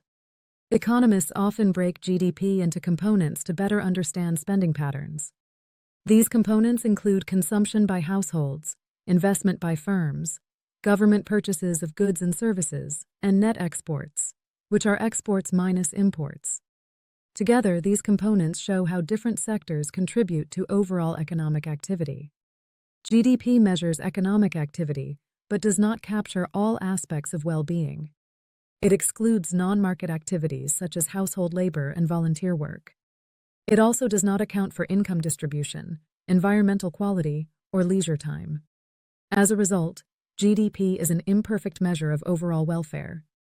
Despite its limitations, GDP remains a useful tool. Changes in GDP over time indicate whether an economy is growing or contracting. Rising GDP generally corresponds to higher incomes and improved living standards, while declining GDP signals economic distress. Economists distinguish between nominal GDP and real GDP. Nominal GDP measures production using current prices, while real GDP adjusts for changes in price levels. Real GDP provides a more accurate measure of changes in production because it removes the effects of inflation. Measuring a nation's income allows economists and policymakers to track economic performance, compare economies across countries, and evaluate the effects of policies. Understanding how GDP is calculated and what it represents is essential for interpreting economic data. Study questions. What does GDP measure? GDP measures the total market value of all final goods and services produced within a country. Why are intermediate goods excluded from GDP? To avoid double counting, since their value is included in final goods. Why is real GDP preferred over nominal GDP? Because real GDP adjusts for inflation and better reflects changes in actual production. Chapter 25. Measuring the cost of living. Understanding how prices change over time is essential for evaluating economic well-being. Even if incomes rise, people may not be better off if prices rise faster. This chapter explains how economists measure the cost of living and how inflation affects households and the economy. The most common measure of the cost of living is the Consumer Price Index, or CPI. The CPI tracks the prices of a basket of goods and services that represents typical consumer purchases. By comparing the cost of this basket over time, economists estimate how the overall price level changes. To calculate the CPI, economists first determine the items in the basket and assign weights based on how much consumers spend on each item. They then collect price data and compute the total cost of the basket in different periods. The percentage change in the CPI from one period to the next is used as a measure of inflation. Inflation refers to a sustained increase in the overall level of prices. When inflation occurs, the purchasing power of money falls, meaning each dollar buys fewer goods and services. Measuring inflation accurately is important for understanding changes in real income and living standards. Like all economic measures, the CPI has limitations. One issue is substitution bias. When prices change, consumers often substitute toward cheaper goods, but the CPI basket does not fully capture these adjustments. As a result, the CPI may overstate the true increase in the cost of living. Another limitation is quality change. Over time, products improve or change in ways that increase value. Adjusting prices for quality improvements is difficult, and failing to do so can distort inflation measures. New products also pose challenges because they are not immediately included in the basket. Despite these limitations, the CPI is widely used for important purposes. It is used to adjust wages, pensions, and government benefits for inflation. These adjustments, known as cost of living adjustments, aim to preserve purchasing power over time. Economists also use price indexes to compare living standards across different periods. By adjusting nominal income for inflation, they calculate real income, which reflects actual purchasing power. Real income provides a clearer picture of economic progress than nominal figures alone. Inflation affects people differently depending on their circumstances. Borrowers and lenders may gain or lose depending on how inflation compares to expectations. People on fixed incomes are particularly vulnerable if payments do not keep pace with rising prices. Measuring the cost of living helps policymakers and households make informed decisions. Although no measure is perfect, price indexes provide valuable insight into how inflation shapes economic conditions and individual well-being. Study questions. What does the Consumer Price Index measure? It measures changes in the cost of a typical basket of goods and services. Why might the CPI overstate inflation? Because it does not fully account for substitution and quality changes. What is the difference between nominal and real income? Real income is adjusted for inflation, while nominal income is not. Chapter 26. Production and Growth. Economic growth plays a central role in improving living standards over time. When an economy produces more goods and services per person, incomes rise, and people can enjoy better health, education, and overall well-being. This chapter examines the factors that determine productivity and long-term economic growth. Productivity refers to the amount of goods and services produced by each worker. Differences in productivity explain why some countries enjoy higher standards of living than others. Countries with more productive workers can afford higher wages and better public services. Several factors contribute to productivity. Physical capital, such as machines, buildings, and infrastructure, allows workers to produce more. Human capital, which includes education, skills, and experience, enhances workers' abilities. Natural resources, such as land and raw materials, also play a role, although they are not the sole determinant of prosperity. Technological knowledge is a key driver of productivity growth. Technology includes the methods and ideas used to turn inputs into outputs. Advances in technology allow the same amount of labor and capital to produce more output. Technological progress explains much of the sustained growth observed in modern economies. Saving and investment are essential for building capital. When societies save a portion of their income, resources become available for investment in new equipment, infrastructure, and education. These investments increase future productivity and output. Economic growth also depends on institutions. Legal systems, property rights, political stability, and effective governance create an environment where individuals and firms are willing to invest and innovate. Weak institutions discourage investment and limit growth. Governments influence growth through policies that affect education, research, infrastructure, and openness to trade. While no single policy guarantees growth, consistent support for productivity-enhancing activities helps raise long-term living standards. Growth involves trade-offs. Resources devoted to producing capital goods cannot be used to produce consumer goods in the short run. However, this sacrifice can lead to higher consumption in the future. Societies must decide how much to save and invest based on their preferences for present versus future consumption. International differences in growth rates can lead to convergence or divergence in living standards. Some poorer countries grow faster than rich countries, catching up over time, while others remain trapped by low productivity and weak institutions.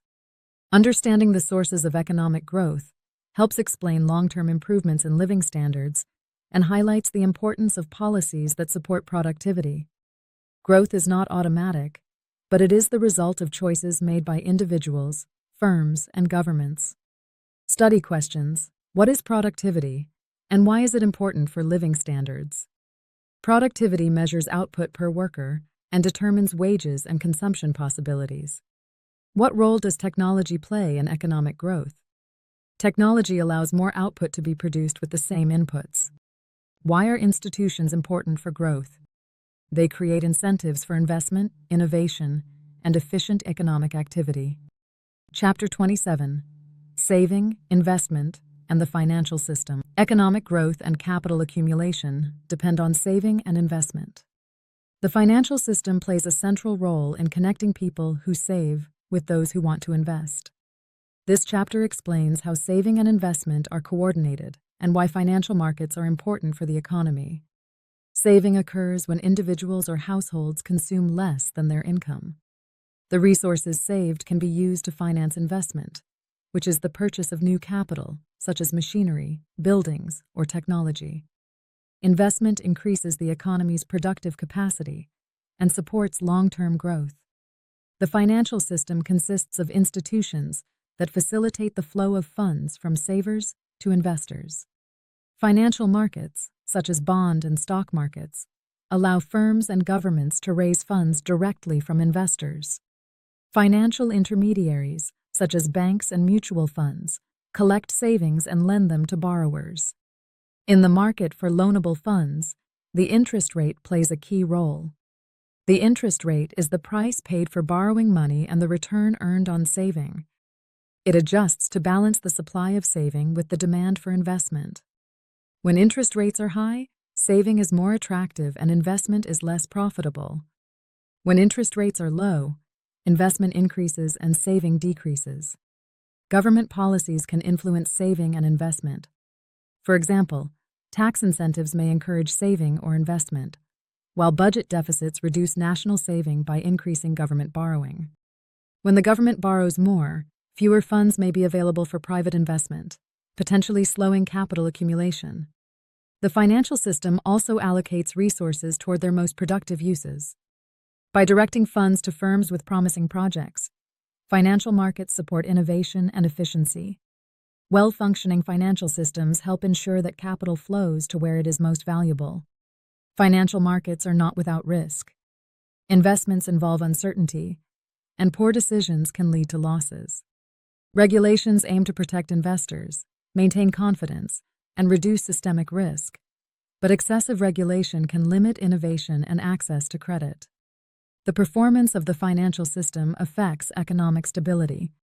Financial crises can disrupt the flow of funds, reduce investment, and lead to economic downturns. Understanding the financial system helps explain how shocks can spread through the economy. Saving and investment decisions shape the economy's future. By facilitating these decisions, the financial system plays a crucial role in supporting growth and improving living standards over time. Study questions: what is the difference between saving and investment? Saving is income not consumed, while investment is spending on capital that increases production. How does the interest rate balance saving and investment? It adjusts to equalize the supply of saving with the demand for investment. Why is the financial system important for economic growth? It directs savings to productive investments that increase future output. Chapter 28: The Basic Tools of Finance. Financial decisions often involve uncertainty about the future. Individuals and firms must choose how to allocate resources today in order to manage risk and earn returns tomorrow. This chapter introduces the basic concepts economists use to analyze financial decisions. One key concept in finance is present value. Present value measures how much a future amount of money is worth today. Because money can earn interest over time, a dollar received in the future is worth less than a dollar received today. Calculating present value allows individuals to compare costs and benefits that occur at different points in time. Interest rates play a central role in financial decision-making. The interest rate reflects the return to saving and the cost of borrowing.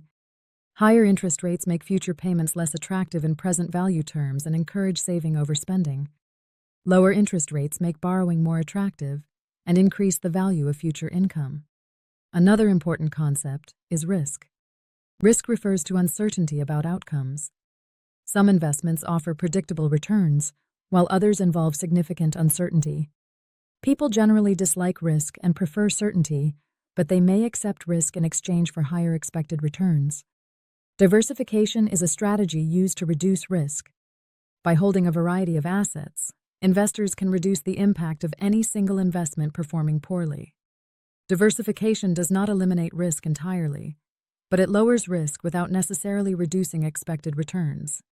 Economists also distinguish between idiosyncratic risk and market risk.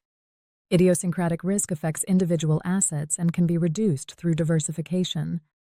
Market risk affects all assets simultaneously, such as during economic recessions, and cannot be eliminated through diversification.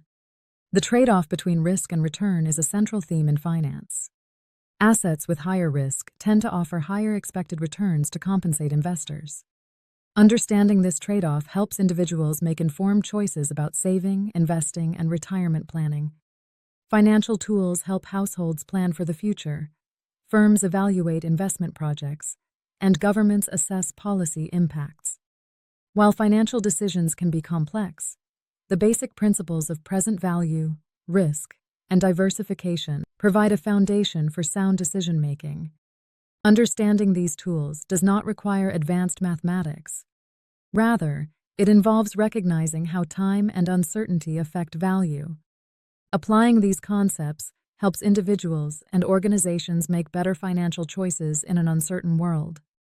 Study questions: what is present value, and why is it important? Present value measures the current worth of future money, allowing comparisons across time. How does diversification reduce risk? By spreading investments across many assets, reducing the impact of any single loss. What is the relationship between risk and expected return? Higher risk is generally associated with higher expected returns. Chapter 29: Unemployment. Unemployment is a central concern in macroeconomics because it affects individual well-being, economic output, and social stability. This chapter explains how economists measure unemployment, why unemployment exists even in healthy economies, and what factors influence joblessness over time. Economists measure unemployment using labor force statistics. The labor force includes people who are working and those who are actively looking for work. The unemployment rate is the percentage of the labor force that is unemployed. People who are not working but are not looking for work are not counted as unemployed. Measuring unemployment is not as straightforward as it may seem. Some unemployed individuals may become discouraged and stop searching for work, causing them to drop out of the labor force. Others may work part-time even though they want full-time employment. As a result, the unemployment rate does not capture all forms of labor market distress. Unemployment exists even when the economy is functioning well.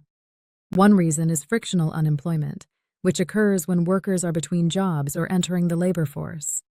Because it takes time to match workers with suitable jobs, some unemployment is unavoidable and even desirable, as it allows better job matches. Another source of unemployment is structural unemployment. Structural unemployment occurs when workers' skills do not match the needs of employers. Changes in technology, consumer preferences, or global competition can reduce demand for certain types of labor, leaving some workers without relevant skills. Minimum wage laws and labor regulations can also contribute to unemployment if they raise the cost of hiring workers above their productivity. While such policies may improve working conditions or wages for some workers, they can reduce employment opportunities for others. Unemployment varies across demographic groups. Young workers, less educated workers, and certain minority groups often experience higher unemployment rates. These differences reflect variations in skills, experience, and access to job networks. The natural rate of unemployment refers to the normal level of unemployment that persists due to frictional and structural factors. It does not include unemployment caused by short-term economic downturns. Policies that improve job matching, education, and training can help reduce the natural rate over time. Understanding unemployment helps policymakers design labor market policies and respond to economic changes. While eliminating all unemployment is neither possible nor desirable, reducing unnecessary barriers to employment can improve economic outcomes and individual well-being. Study questions. How is the unemployment rate calculated? It is the percentage of the labor force that is unemployed and actively seeking work. What is frictional unemployment? Unemployment that occurs when workers are temporarily between jobs or entering the labor force. What causes structural unemployment? A mismatch between workers' skills and the needs of employers. Chapter 30. The monetary system. Money plays a crucial role in modern economies by facilitating transactions and enabling economic activity. This chapter explains what money is, how it functions, and how the monetary system is organized. Money serves three primary functions. First, it acts as a medium of exchange, allowing people to trade goods and services without relying on barter. Second, it serves as a unit of account, providing a common measure for prices and values.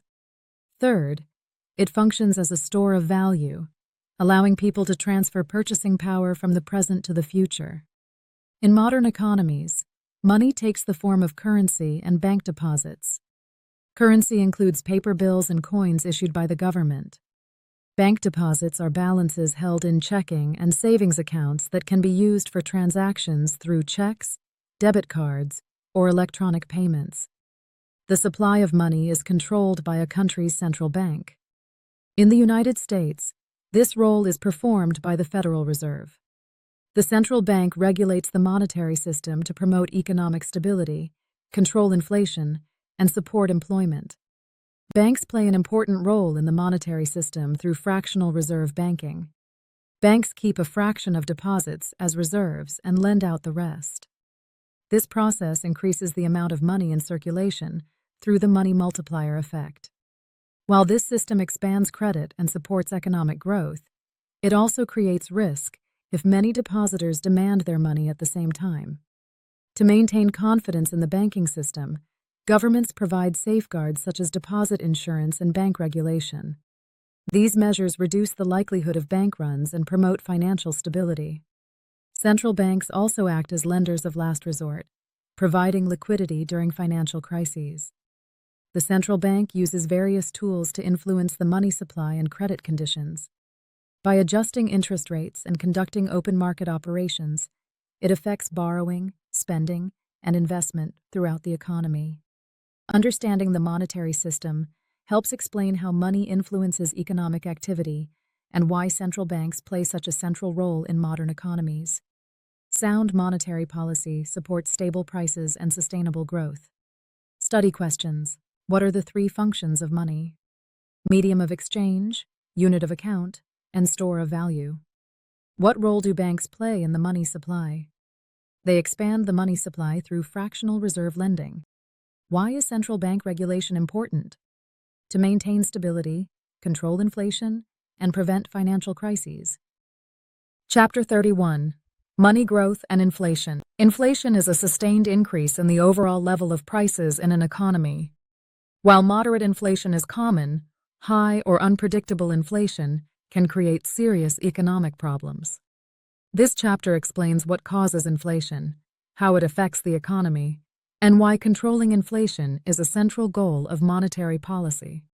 One of the most important insights in economics is that inflation is closely related to the growth of the money supply. When the supply of money grows faster than the production of goods and services, more money chases the same amount of output.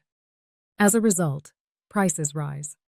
Over long periods of time, countries with rapid money growth tend to experience high inflation. Economists often explain this relationship using the quantity theory of money. This theory emphasizes that the overall price level adjusts to balance the supply of money with the demand for money. When the central bank increases the money supply, the value of money falls, leading to higher prices. Inflation affects the economy in several ways. One effect is known as the inflation tax. When prices rise, the purchasing power of money falls. People who hold large amounts of cash lose value, effectively paying a tax through inflation. Governments may rely on this effect to finance spending, but excessive use can undermine confidence in the currency. Another effect of inflation is menu costs. Menu costs refer to the costs firms incur when changing prices, such as updating price lists or systems. While small individually, these costs add up and reduce economic efficiency when inflation is high. Inflation can also distort relative prices. When prices change frequently, it becomes harder for consumers and firms to distinguish changes in overall inflation from changes in relative value. This confusion can lead to poor economic decisions and inefficient allocation of resources. Unexpected inflation redistributes wealth between borrowers and lenders. If inflation is higher than expected, borrowers benefit because they repay loans with money that is worth less than anticipated. Lenders lose purchasing power. When inflation is lower than expected, the opposite occurs. These redistributions can be arbitrary and unfair. Economists generally agree that low and stable inflation is desirable. Central banks aim to control inflation by regulating money growth and influencing interest rates. Credible and predictable monetary policy helps anchor inflation expectations and reduce economic uncertainty. Although reducing inflation can be costly in the short run, particularly if it leads to higher unemployment temporarily, maintaining price stability supports long-term economic growth. By preserving the value of money, stable inflation allows markets to function smoothly. Understanding money growth and inflation highlights the importance of sound monetary policy. While inflation is ultimately a monetary phenomenon, its effects reach every part of the economy, influencing prices, wages, savings, and investment decisions. Study questions. What is the main cause of inflation over the long run? Sustained growth in the money supply faster than growth in output. What is the inflation tax? The loss of purchasing power experienced by people who hold money during inflation. Why do economists prefer low and stable inflation? Because it reduces uncertainty, preserves purchasing power, and supports efficient markets. Chapter 32. Open Economy. Macroeconomics. Basic concepts. Modern economies are deeply connected through trade and financial flows. Few countries operate in isolation, and events in one part of the world can quickly affect others. This chapter introduces the basic concepts used to understand how economies interact with one another on a global scale. An open economy is one that engages in international trade and finance. In an open economy, goods, services, and capital flow across national borders. Imports are goods and services produced abroad and purchased domestically, while exports are goods and services produced domestically and sold abroad. International trade allows countries to specialize according to comparative advantage, increasing overall efficiency and consumption possibilities. However, trade also links domestic markets to global conditions. Domestic prices, production, and employment can be influenced by changes in foreign demand, exchange rates, or trade policies. Financial flows are another key aspect of open economies. Capital flows occur when residents of one country invest in assets located in another country. These investments may take the form of stocks, bonds, real estate, or direct ownership of businesses. Capital flows allow savings to move toward the most productive investment opportunities worldwide. The balance of payments is a record of all economic transactions between a country and the rest of the world. It consists of two main parts: the current account and the financial account. The current account includes trade in goods and services, as well as income and transfers. The financial account records purchases and sales of assets. A country's net exports are equal to its exports minus its imports. Net exports play a central role in determining the demand for a country's goods and services. When a country runs a trade surplus, exports exceed imports. When it runs a trade deficit, imports exceed exports. The exchange rate is the price at which one country's currency is traded for another. Exchange rates can be measured in nominal terms, which reflect the number of units of one currency per unit of another, or in real terms, which adjust for differences in price levels across countries. Real exchange rates influence international trade by determining the relative prices of domestic and foreign goods. When a country's real exchange rate depreciates, its goods become cheaper relative to foreign goods, increasing exports and reducing imports. When it appreciates, the opposite occurs. Open economy analysis highlights the connections between trade balances, capital flows, and exchange rates. These elements are tightly linked, and changes in one often lead to changes in the others. Understanding these relationships is essential for analyzing global economic events and policy decisions. By examining how economies interact across borders, economists gain insight into the benefits and challenges of globalization. Open economies can grow faster and enjoy greater variety, but they are also exposed to international shocks and competition. Study questions. What distinguishes an open economy from a closed economy? An open economy trades goods, services, and financial assets with other countries. What is the difference between the current account and the financial account? The current account records trade and income flows, while the financial account records asset transactions. How does the real exchange rate affect trade? It determines the relative prices of domestic and foreign goods, influencing exports and imports. Chapter 33. A macroeconomic theory of the open economy. To understand how open economies function over time, economists develop models that link saving, investment, trade balances, and exchange rates. This chapter presents a simplified framework for analyzing the macroeconomics of an open economy and explaining how international interactions shape economic outcomes. At the center of this framework is national saving.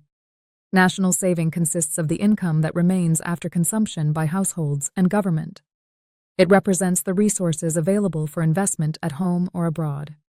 When national saving exceeds domestic investment, the excess funds are invested overseas, leading to capital outflows.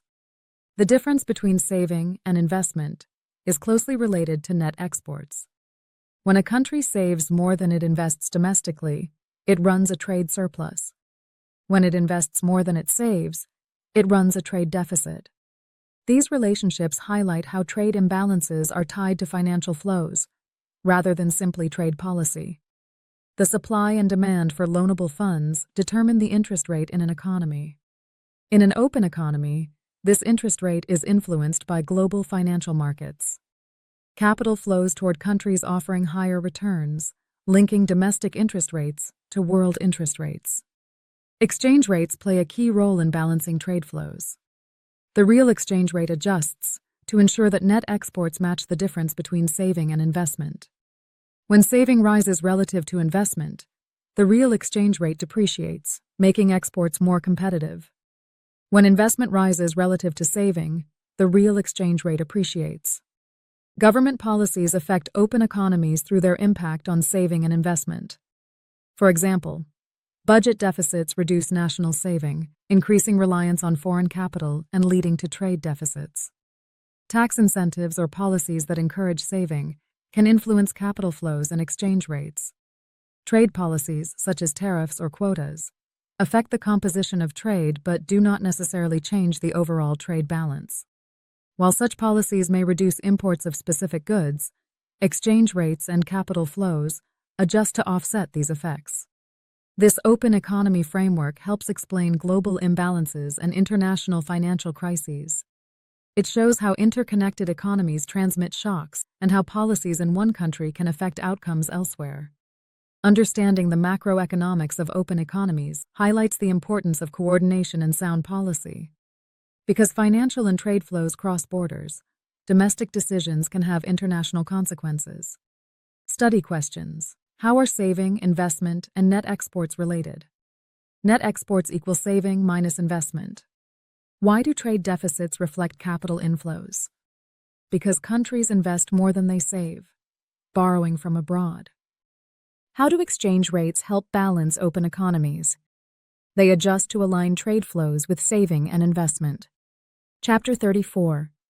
Aggregate demand and aggregate supply. Macroeconomics seeks to understand economy-wide fluctuations in output, employment, and prices. One of the most important tools for analyzing these fluctuations is the aggregate demand and aggregate supply model. This chapter introduces this framework and explains how it is used to study economic growth, recessions, and inflation. Aggregate demand represents the total demand for goods and services in an economy at various price levels. It includes consumption by households, investment by firms, government purchases, and net exports. The aggregate demand curve slopes downward, reflecting the fact that a lower price level increases the quantity of goods and services demanded. Several factors can shift the aggregate demand curve. Changes in consumer confidence, fiscal policy, monetary policy, and foreign economic conditions all influence overall demand. For example, increased government spending raises aggregate demand, while higher taxes reduce it. Aggregate supply represents the total quantity of goods and services that firms are willing to produce at different price levels. In the long run, aggregate supply is determined by the economy's resources, technology, and institutions. Long-run aggregate supply is vertical because output is independent of the price level in the long run. In the short run, aggregate supply slopes upward. Short-run aggregate supply reflects temporary factors such as sticky wages and prices, which prevent immediate adjustment to changes in demand. Because wages and prices adjust slowly, changes in the price level can affect output in the short run. Economic fluctuations occur when aggregate demand or short-run aggregate supply shifts. A decrease in aggregate demand can lead to a recession, with lower output and higher unemployment. An increase in aggregate demand can lead to economic expansion, but may also create inflationary pressure. The aggregate demand and aggregate supply model helps explain the effects of economic shocks. Shocks may come from changes in technology, energy prices, financial markets, or policy decisions. The model shows how these shocks affect output and prices over time. Policymakers use this framework to design responses to economic fluctuations. By influencing aggregate demand through fiscal or monetary policy, governments and central banks can stabilize the economy. However, timing and effectiveness are important challenges. The aggregate demand and aggregate supply model provides a unifying framework for understanding macroeconomic behavior. It connects short-run fluctuations with long-run growth and helps explain the trade-offs policymakers face when managing the economy. Study questions. What components make up aggregate demand? Consumption, investment, government purchases, and net exports. Why is long-run aggregate supply vertical? Because long-run output depends on resources and technology, not the price level. What causes short-run economic fluctuations? Shifts in aggregate demand or short-run aggregate supply due to shocks or policy changes. Chapter 35. The influence of monetary and fiscal policy on aggregate demand. Governments and central banks use policy tools to influence overall economic activity. When the economy experiences recessions or inflationary pressures, policymakers attempt to stabilize output and prices.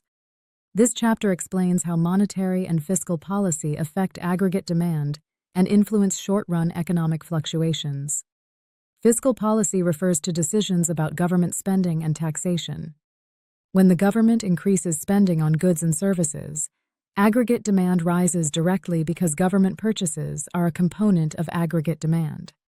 Tax cuts can also increase aggregate demand by raising disposable income and encouraging consumption. Expansionary fiscal policy is used to stimulate the economy during recessions. By increasing spending or reducing taxes, the government boosts demand, which can increase output and reduce unemployment in the short run. Contractionary fiscal policy does the opposite, reducing demand to slow inflation. Monetary policy is conducted by the central bank and involves controlling the money supply and interest rates. Central banks influence aggregate demand primarily by adjusting short-term interest rates. Lower interest rates encourage borrowing, investment, and consumption, increasing aggregate demand. Higher interest rates discourage these activities, reducing aggregate demand. Monetary policy affects the economy through several channels.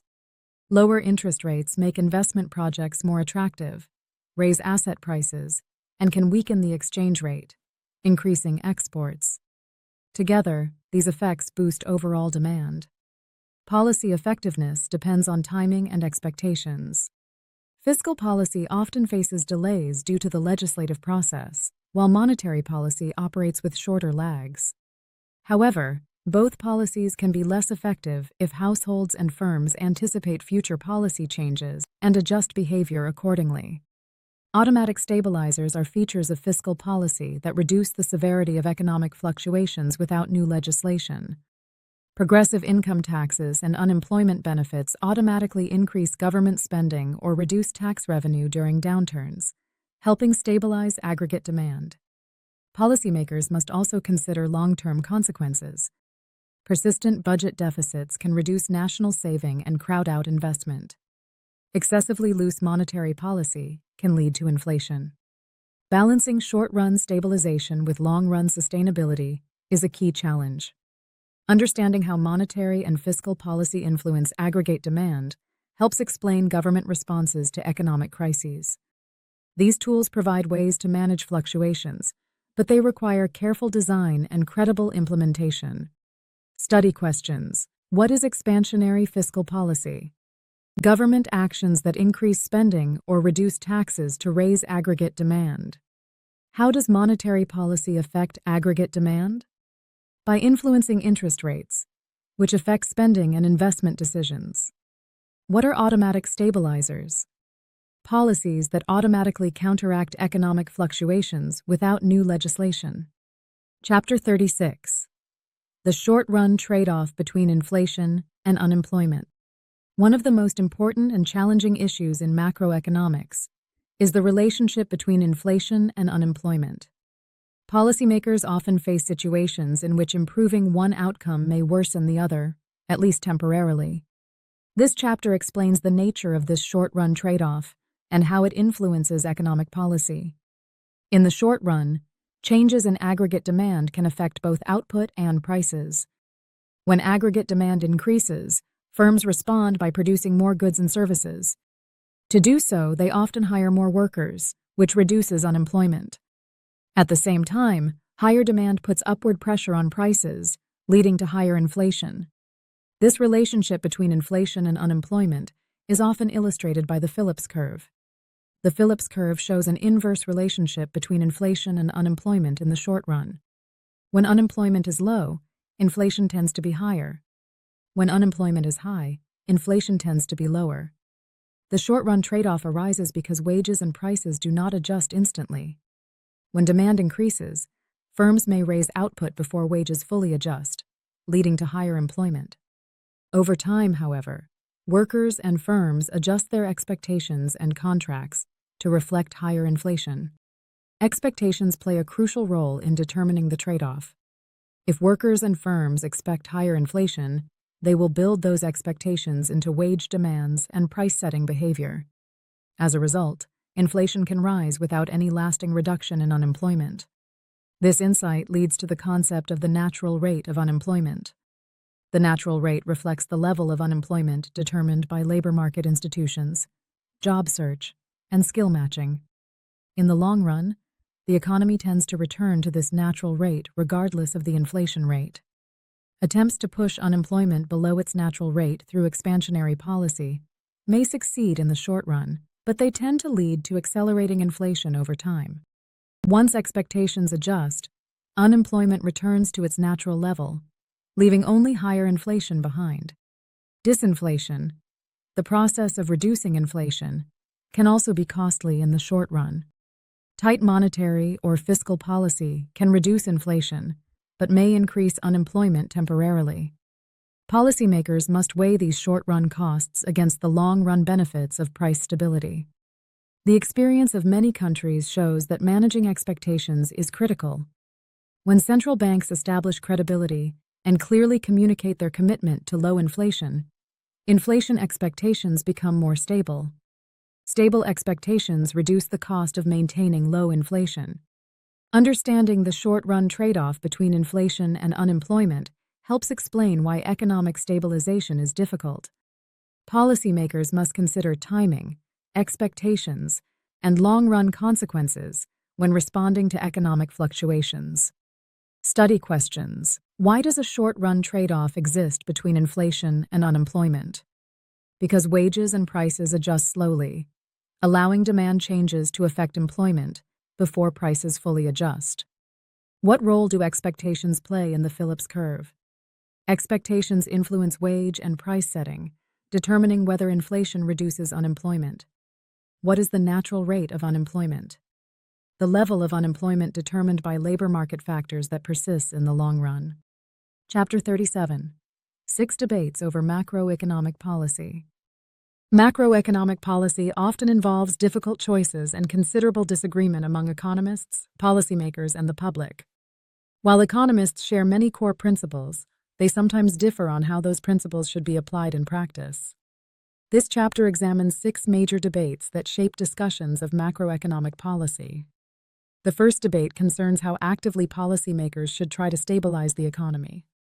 Some economists argue that governments and central banks should respond aggressively to economic fluctuations, using fiscal and monetary policy to smooth recessions and booms.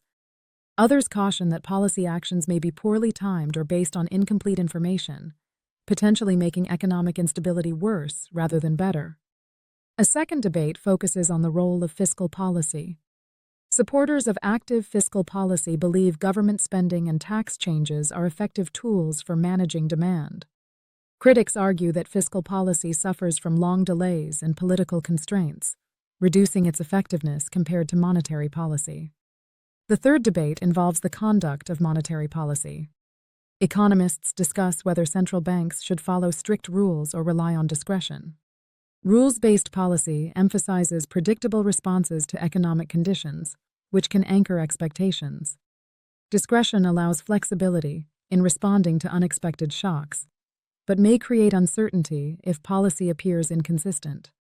A fourth debate concerns the choice of policy targets.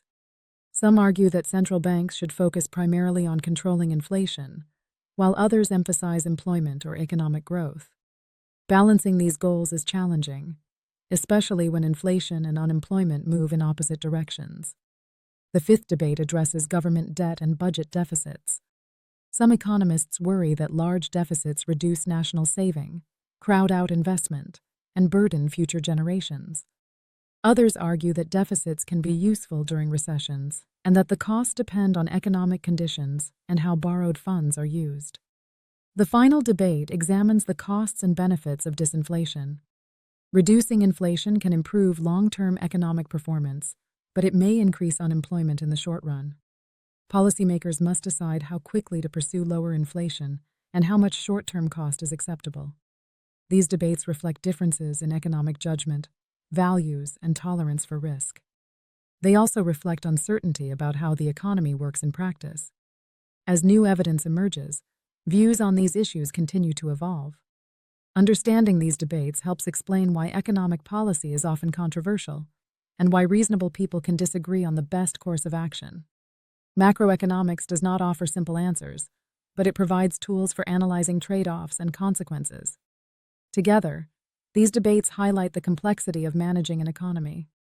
Policymakers must balance competing goals, imperfect information, and public expectations when making decisions that affect millions of people. Study questions. Why do economists disagree about active stabilization policy? Because of concerns about timing, effectiveness, and unintended consequences of intervention. What is the debate between rules and discretion in monetary policy? Whether central banks should follow predictable rules or adjust policy flexibly based on conditions.